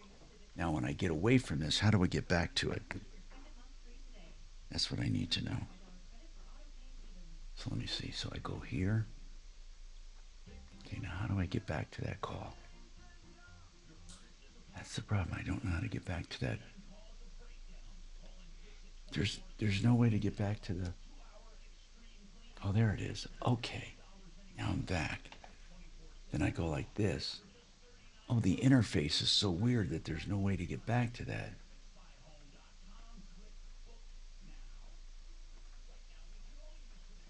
So now I do this. There we go. Testing. 1, 2. Okay, so I have it. It's pretty good, actually. So, speaker, no. Keypad, hide. Okay, so now I have. I wonder how I can meaningfully use this. I can originate a call from here. I can originate a call and have it. Now I know how to do it. I don't know if that was Dragon or not. I think it was. No, that was Tom. Oh. I think normally Dragon will look and then he'll smile. So it's interesting that I was able to funnel that call, and now I got the volume turned up where you can hear it. But I'm wondering, there's no way when somebody else calls on top of that to stop them. That's the problem. Your trusted local fiduciary advisors, TrajanWealth.com. 630 KHAL, an iHeartRadio station. Hey, I'm Tom Martino. Let's get to the phones right now. Callers take priority. I'm seeing here that Ashley, we're doing the background check. Sean, welcome, Sean. What's going on with the roofer? What's happening, Sean?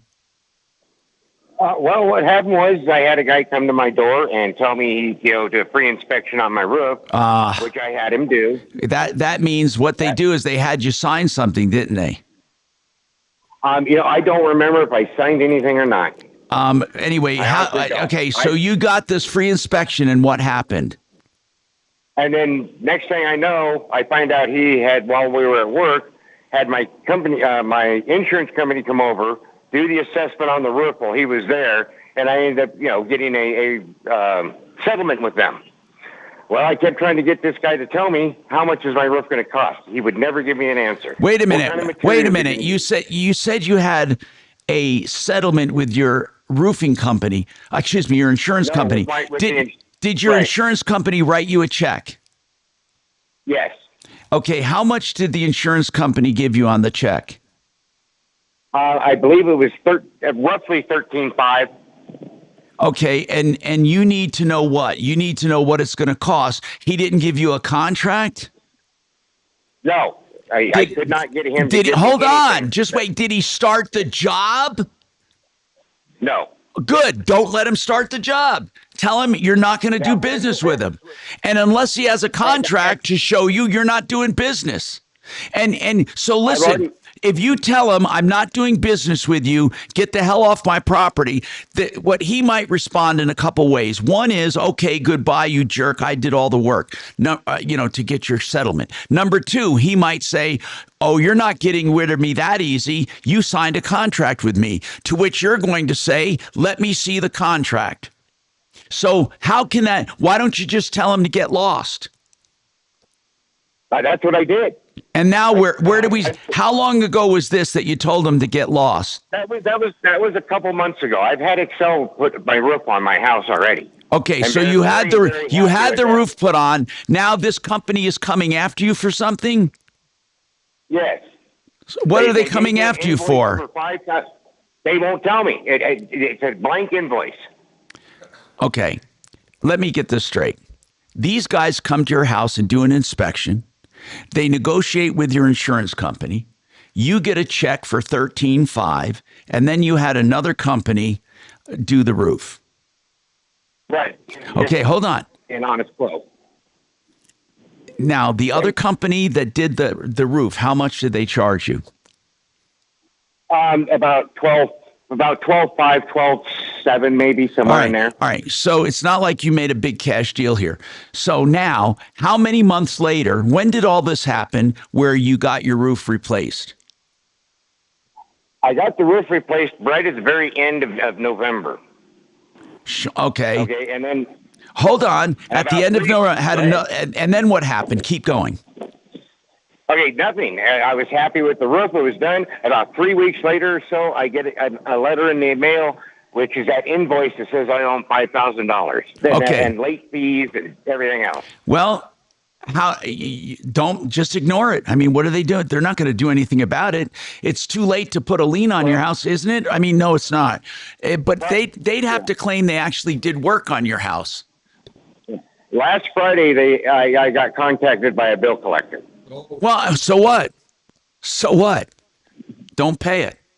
I mean, what do unless they can show a contract. See, here's what I suspect might happen. Your worst case scenario. You better listen carefully. You signed a contract even though you don't remember. Maybe you did. Then they went up, got on your roof, did an inspection, got the check. There was a penalty clause in there for $5,000 or a certain percent. You then got another company to do the roof. And now they're coming after you, and they do have a contract.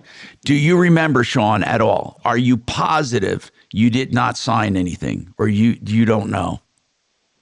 I cannot be positive, no. And if I did, it was well after the inspection and everything when they wanted me to give them $8,000 down, which I wouldn't. All right.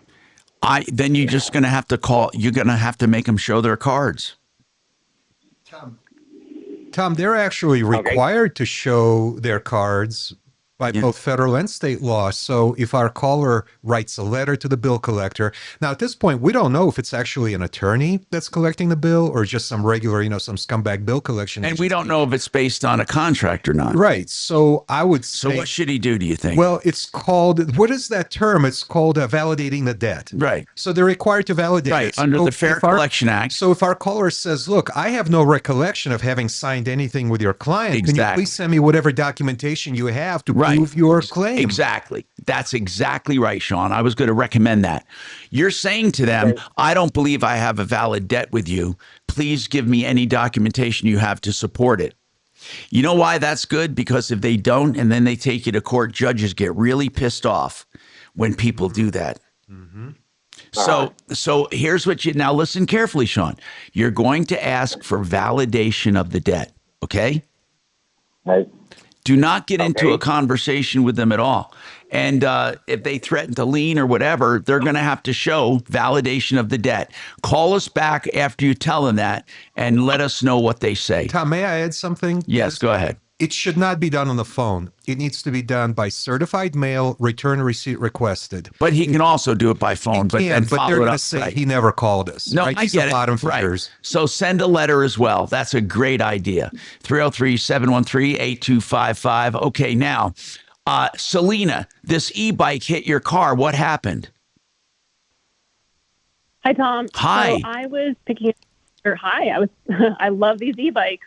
Are you talking about one of those ones like Lime or something where you pay for it on your credit card and drive it around?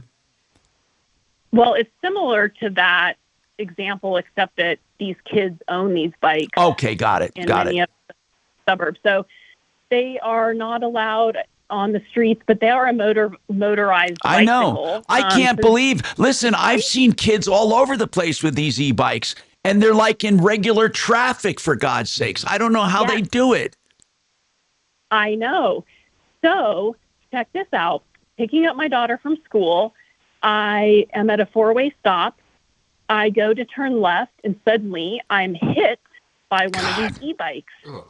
And this kid tries to I was like, oh my gosh, what just happened, right? I'm making a left-hand turn. He's going parallel to me, but on the wrong side of the street. Right, gotcha. Blows through the stop sign. Did you fill out an accident report? Did you call police? What did you do? Yes, I did. I have a police report. But because he's 12 years old, no driver's license, and it's not a motorized vehicle, they don't cite anybody. Well, hold on, though. You you can go after his parents for damage to your car. Well, that's what I want to. That's what I want to do. Did you get because his he was full? trying to Did you leave- get at least information so you can contact his parents? Yeah. Oh, I'm in conversation with his mom, who's refusing to pay for it and saying that I hit him. Well, that's a whole different story on who hit who. What did the police report show? So the police report shows that he did not have the right of way. Okay. Do you have that police report? And how much is it going to sure do. cost to fix your car?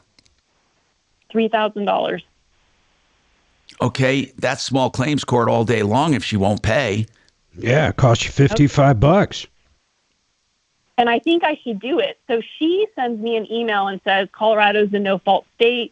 Everybody has. She doesn't know anything. She doesn't know what the hell she's talking about. You got to just sue her. No fault has nothing to do with what we're talking about. People don't pay for their own damages, for God's sakes. That has to do with medical bills.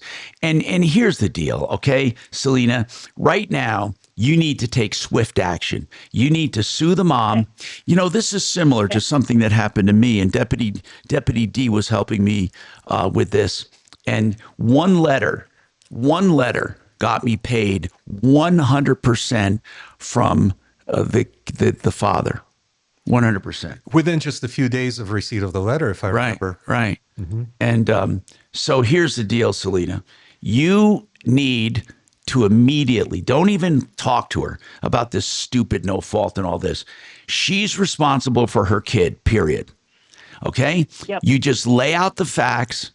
If you want, you're not going to get legal advice. But if you want logistical advice on what to do when, just logistical advice, Deputy D can help you off the air.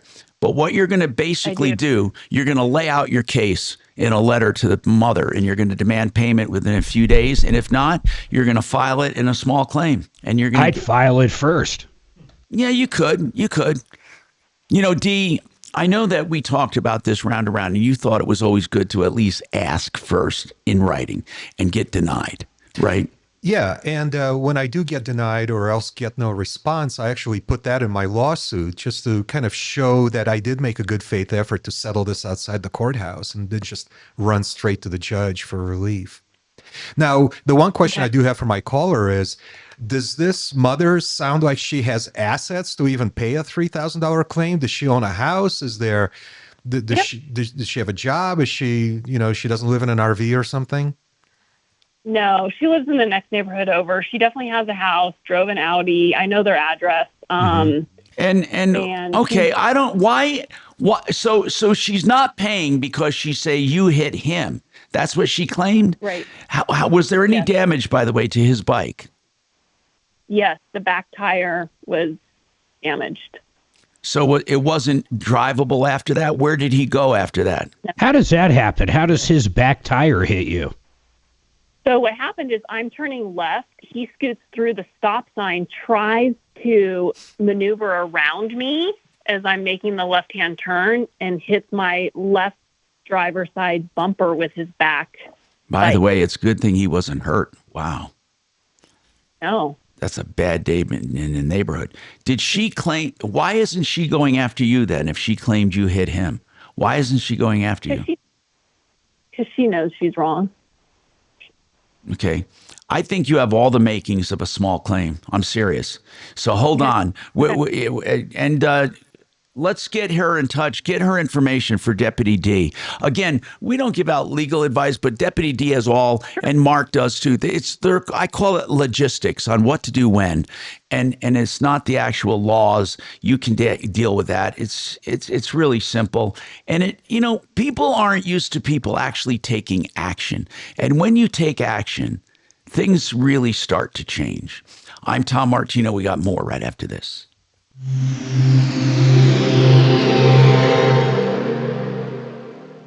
KRFX HD2 Denver. KHOW Denver. Denver's talk station. An iHeart radio station. Guaranteed human. Now, impact traffic. It's a clear drive throughout the Denver Metro for the early afternoon commute. I-25 north and southbound. Early afternoon commute? What are you kidding me? It's like 1:30. Fort Collins area. Where are people down south commuting Castle to? Rock and Colorado Springs. Back to town over on the east end of Get the to I-8, work. I-70 east and westbound, flowing free north of there. I-270 east and westbound back to intended speed. Lunch. Everybody's going to lunch. Yeah. East and westbound flowing free as well. With traffic on Mark Swan. This report is sponsored by Brad vs. Everyone podcast. Dangerous social media trends, media scandals, dumb TikTok boycotts, and more. Keep up with all the online stories mainstream media ignores by listening to the Brad vs. Everyone podcast on the iHeartRadio app, Apple Podcasts, or wherever you get your podcasts. You know, if you are in trouble with the law, and I'm serious about this, don't ever try to face a DUI, a traffic offense, a major traffic offense, a scuffle with a neighbor, a fight, or whatever, even a bar fight. Like when you start getting into criminal charges, it can have a major impact in your life. What I like about Joe Lazzara is he'll talk to you free of charge up front with no obligation. I've done the shopping for you so you're not shopping under pressure. Now, once you talk to him, if you want to hire him, he gives you a flat rate on the entire case up front. Lazzara, Lazzara, LazzaraLegal.com. Also find him at referralist.com. And above all, give him a call at the first sign of trouble, 303-429-6200. You know, my friend John Clace with CMG Financial will get you the best deal, and I mean that, the best deal on a 30-year mortgage, a 15-year mortgage. They even have the all-in-one loan. That's a 30-year line of credit on your first mortgage. And on top of that, they have the best pricing on reverse mortgages. And John's the guy. Let me tell you a little bit about CMG, though. CMG loans out over $2 billion a month. They are the lender. There is no middleman in this entire scenario. You're going directly to the bank for the best rates and the lowest fees on any form of loan. 303-882-6679. Call the big dog himself, John Clace, 303-882-6679, or partnerinlending.com.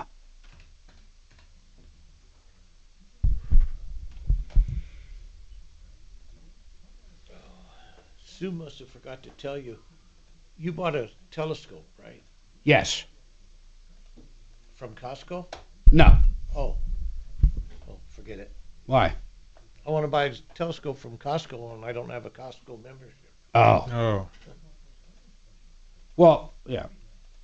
What kind do you want, though? You know what? You want an old school where you look through it? I want like a 102 is what they call them. They probably have some at Costco. Yeah, if you find one there, just let me know. I'll go get it for you. Intermittently, they have this one on sale. Yeah, just let us know. Do they allow non-people to go in and just look? No. No. In fact, they've actually tightened it up pretty good. Have they? Hey, Mark. No riffraff. Mark, I figured out a way to shop at Costco without having to buy a membership. Yes. So. Gift card? Yeah. You just buy Costco gift cards and show up at their store to shop. No, I didn't know that. But that's an assumption on my part, right? Well, okay, that's a hell of an assumption. How do you get the gift card? Well, I see that's them like for if I sale buy a at- gift card to the White House gift shop, I can just show up to the White House, according to Dimitri. Well, assuming I don't think they have gift cards, but I see Costco gift cards like at King Soopers and Target and all these places. Yeah. And it doesn't make sense for the giftee to have to buy a membership in order to use the gift card. So I think it will work. You might not get the Is membership Costco price. spelled with a K? Yeah, exactly. I think I just came up with the idea to put them out of business. Yeah, but what are the chances you'll get the membership price? Oh, there are different prices there? Yes. Yeah, yes. There is. You can go without a membership. You just have to pay more. Oh, that sucks. Yeah. No, this actually says you do not need a membership to shop at Costco if you have a Costco gift card. Does it say if You can present the card at the entrance to gain access and use it to pay, though you may need a manager's approval to purchase exceeding the card's value if you're a first-time guest. And does it say anything about whether or not you get the member's price or a higher price? I don't see any. This is a very shady way to shop at Costco. People like Dimitri do this all the time. They do? I thought this was a unique idea I had that's going to put Costco out of business, and I was worried about it. It is actually a pretty smart idea. I never would have thought of it. Thank you. I'm full of those. I also you can buy. It says you got to get manager approval. Yeah. Oh, to shop at Costco without a membership, Tom? You can? My theory was if you just buy Costco gift cards at King Soopers and show yeah, up. It says you can go right in there. He nailed it. Mark he did it. says that you can do it. Really? It says it's very shady. He says it's shady, but legitimate. I also have a way of sending mail without putting a stamp on it. Yeah, you just do you switch the address. Yeah, you reverse the addresses. Does that work? I've done that. Actually. Yeah, because the post office thinks they're returning the letter for. They'll return it to the sender. On YouTube. Deputy D is discussing a felony and how to commit one. I have never done it, nor would I, but I think Mark just admitted and he's a registered Republican. No one's arresting him for at least 3 more years. I used to put the same. After that, it's straight off to jail. Oh, really? Yeah, up in the front. The return. Same as where you're. Stop for advertising? Call 844-844-IHEART. Hey, I'm Tom Martino, and we have all kinds of stuff happening, man. We have a busy day. Let's get to the phones.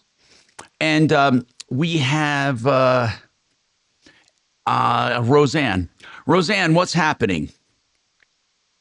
Tom, I'm not sure that I'm ready to go public with everything. But I'm having trouble with the finance company that took over my loan erroneously.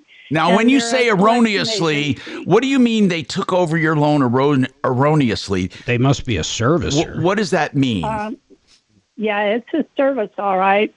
They should not have been allowed to purchase the rights to service my VA loan. Yeah, they can.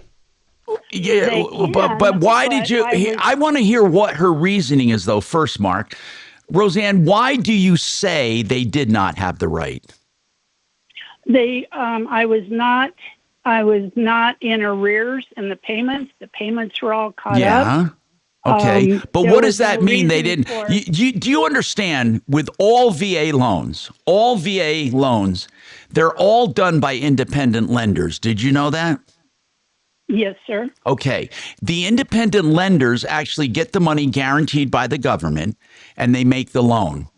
At any time, they can transfer that portfolio, that loan, they can transfer it to another company, and they make a deal.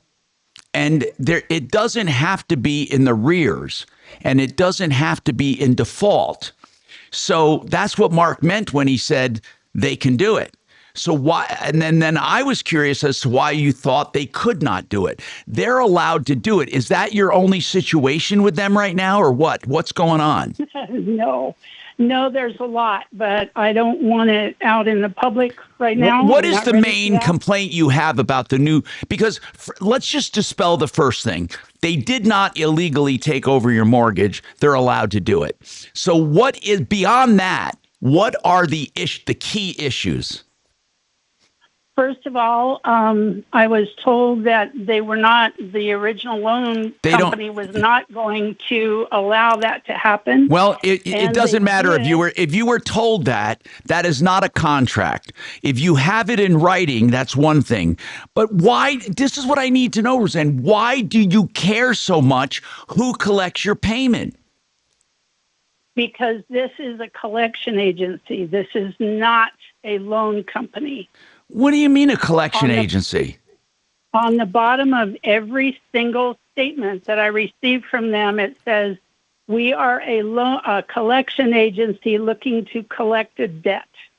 Really? Wait a minute. On a normal VA loan, did you ever miss a payment ever?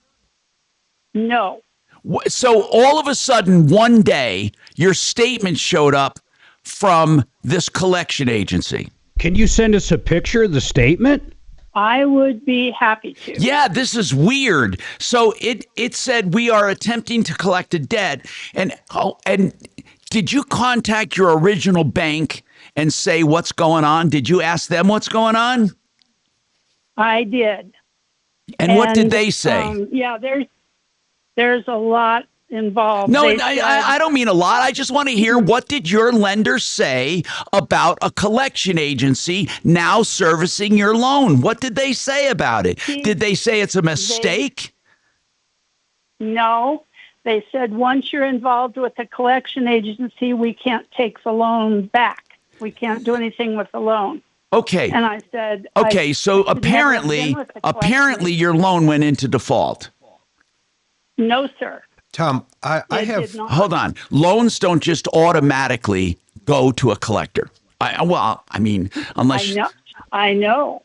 What are you going to say? Do you have an answer, or what are you going to say? I have an insight. Go ahead. It'd be great to take a look at her statement, but my mortgage loan is serviced by a servicer on behalf of the lender, and they print that on their statements, even though my loan has never gone into. Really? There's wording on there that makes it sound like a collector.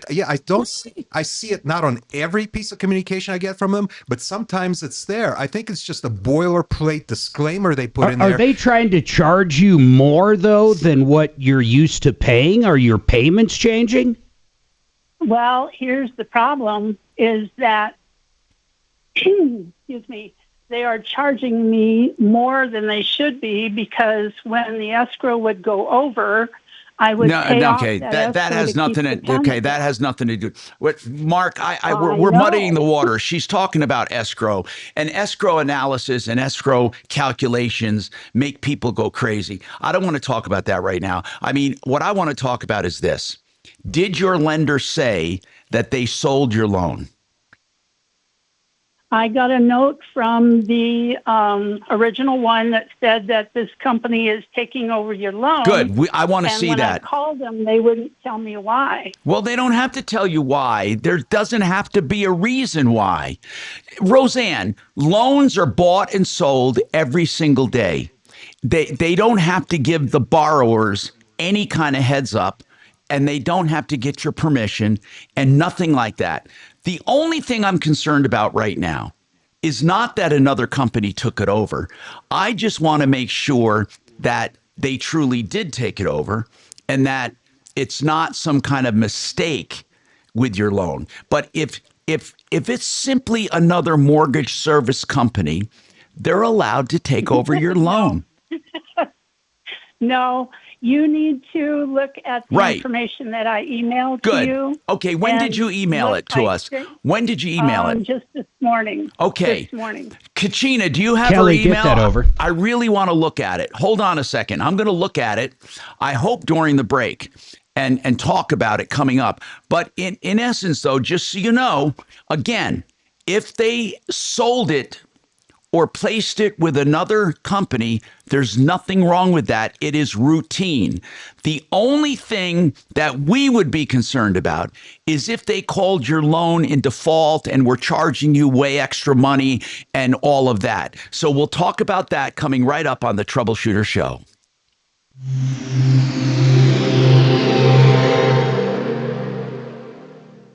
Now, impact traffic. Not the road or router. What do you think's going on? It's just a switch. It's just a switch of the service company that switched, and by the way, in a mortgage loan is a debt. So of course, yeah. So they're going to put that on there in case. Well, for obvious. But I've never seen it word. It does sound like this is an attempt to collect the debt. That's what it says on my statements. This is an attempt to collect the debt. Mm-hmm. Really? Mm-hmm. I agree, D, because I see it on mine. For a regular mortguage payment? Yeah. That's weird. Well, they are trying to collect the debt because there's a payment coupon there, and they want to collect their debt. You know, if you're starting to get some anxiety about retiring, maybe you're thinking, how am I going to pay the mortgage? What do I have to do? I really want you to talk to Joseph and Jordan Keano, and I'll tell you why. They have an annuity product that's going to put you at ease. First of all, you get a 15% bonus up front. Let's say you put part of your IRA into there, and let's call it $100,000. It's going to start growing based on $115,000 from day one. On top of that, it also has a long-term care benefit when you turn on and actually retire that income stream. And if you fall ill, the payment you get guaranteed every month for the rest of your life will double.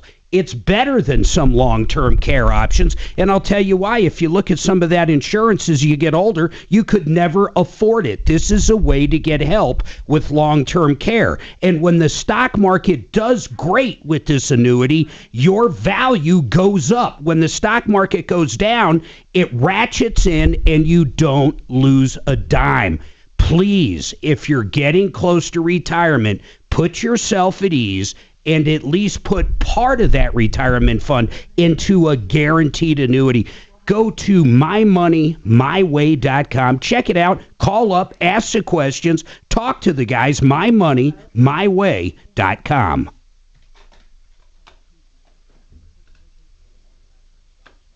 Were you screwing with Dimitri?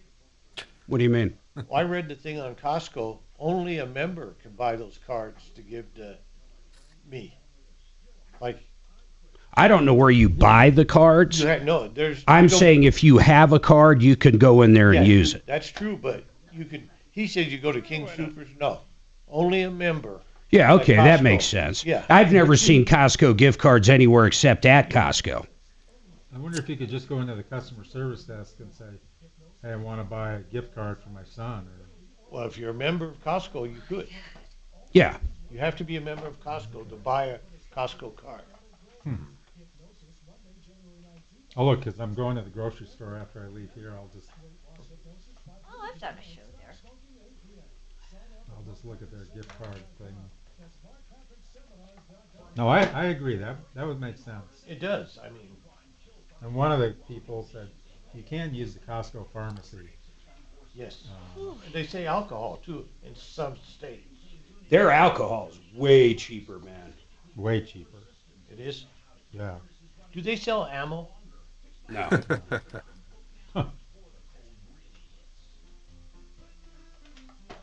They sell caskets. They do sell caskets. They sell gold bars. Yep, they sell gold bars. Right. So does Walmart. Walmart sells gold bars now? Yes. Coins too. And they deliver them. No, I can't find Costco gift cards at King Soopers anymore, so let me check Target. Yeah, I don't think that's a thing, Dean. They must have changed that. Gift card at Target.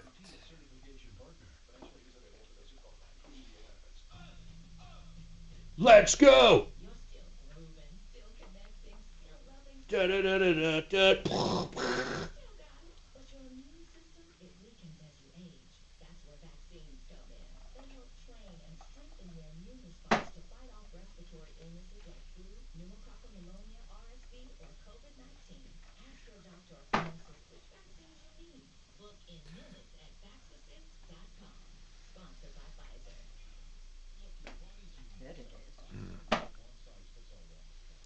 See that call on line 3? What is it? About Roman at Appliance Tech Repair. That's what I said. We couldn't You find couldn't get right. What happened? Oh, my son had a. You simply couldn't find him? Like I had a number. Tom gave me the number, and they came out and fixed my refrigerator, and he was great. But when you called, you couldn't get in touch with him? Yeah, I couldn't get in touch with him. It must have been the wrong number then, huh? I mean, I don't know. Mark, according to the Google AI, Walmart sells Costco Okay, gift Dad. They sell Costco gift cards at Walmart. Why would they sell their competitors? Exactly. That makes no sense. Versus Costco. That sounds strange. Are you saying that the Google AI is wrong? The Google. I would question it. Yeah. I don't know. Did you check the Facebook? .com. I mean, they certainly could, but. All right, Grandpa. Give it a rest, Dimitri. Okay, hold on. Costco gift card. And you're using the free AI. Yeah. Good sir. Whoa. Sam's Club. Yeah, he If ain't you gonna want pay correct for that spy answers. to be in his house. It's gonna start driving my car. It's gonna start feeding my cat. I don't know. I love, she says, I'm dealing with a blah, blah, blah. There's no, this is all the info, Kelly? That's about it. Mark, I don't see anything. Do you? What do you see, What do Mark? you mean? I see an email she sent that we used to get her on the show. That's all I see. Yeah, she does. She just what she's dealing with. I don't see any statements or anything. Technically, I shouldn't have to hit it. Correct. I don't even Unless understand. everything just We need to stops get a outside. copy of her info, man. That's No, all we need. Really? Then you Really? just pop on the mic and I start do get talking a baseball. statement. I don't know. So anyway, Into the U.S. Senate race, Tuesday on Ryan Schuling Live. Hi, Tom Martino here. Welcome to the show. Hey, Mark, she didn't send us the coupon. I want to see the coupon where it makes it sound like they're a collection agency. And also the letter saying that they were switching servicing. Most of the time that's allowed, but what she sent us in the email was just her email. It was nothing. I mean, so She did, in that email, she did send a link to a website called the Victims of Selene Finance.org, which is interesting. what is it about? Well, it's people that apparently have gotten ripped off and evicted and other issues after they took over servicing. But, I mean, I don't know. It kind of reminds me of when I did a website against Parker Water. No, there could be people just pissed off at a servicing company for one That's reason or what I another. mean. Right. But the bottom line I'm trying to figure out is if I don't know if she has a case. I mean, does she have a case Yeah. or not? I don't know. What we really need, though, is a picture or a PDF of what's going on. All right, Gilbert, welcome to the show. What's going on, Gilbert? Yeah, shout out to Roman Apex Appliance. You mentioned him yesterday. Yeah, I did mention him. And Deputy And I Dollar, called him. did you get to use him as well? Because you asked me about it too, Deputy Dollar. Yeah, he was fantastic. Aren't they great? Fantastic too. Good. It was great. Just he's by himself, Roman. Yeah, and he does such great appliance repair. You know, he was on the referral list for a while, Mark. I don't know what happened, why he dropped off, but I mean, I don't know, but I'm going to find a good one for the referral He list. said he got too busy. okay, so there you go. He got too damn busy. We made him too busy. Okay. Well, then why are we talking about him now? Yeah. None of this is making sense. Yeah. But what did he do for you, Dollar? He replaced a compressor in my LG refrigerator. Oh, wow. Did he have the compressor on board or have to go get it? How did that work out? He has extras in his warehouse, and he told me how to order a replacement from LG, but still, the part was under warranty. Labor was not. Labor was 5 years, and my refrigerator's 8. Boy, that's weird. They have a warranty like that. But it was still $600 for his labor. Yeah, but I guess it's quite involved to replace the How much is compressor. a new fridge? Yeah, they're probably a couple grand easy, huh? Hey, Tom, I tried to get a hold of him 2 weeks ago. When did Gilbert get a hold of him? Because yesterday. I got bad numbers. Yeah, no, he's. I got hold of him yesterday. Yeah, yesterday. He's good. We'll put him in touch with you, Chopper, or we'll put you in touch with Chopper. You said you had a follow up. Yeah, real quick. That Jamie today, who was just lacking communication. Here's what she said was she left her apartment early. They let her out of the lease, but said she had to continue to pay until they found someone else to take it over. And she says she's getting no communication. I got the corporate guy to give her a call back, so he's going to take care of it for her. All right, thank you very much. Well, that's it. Don't forget 303 Martino for help, information, referrals 303-627-8466. We're here to help you, so save all your problems for all of us. You're clear, buddy. See you, bro.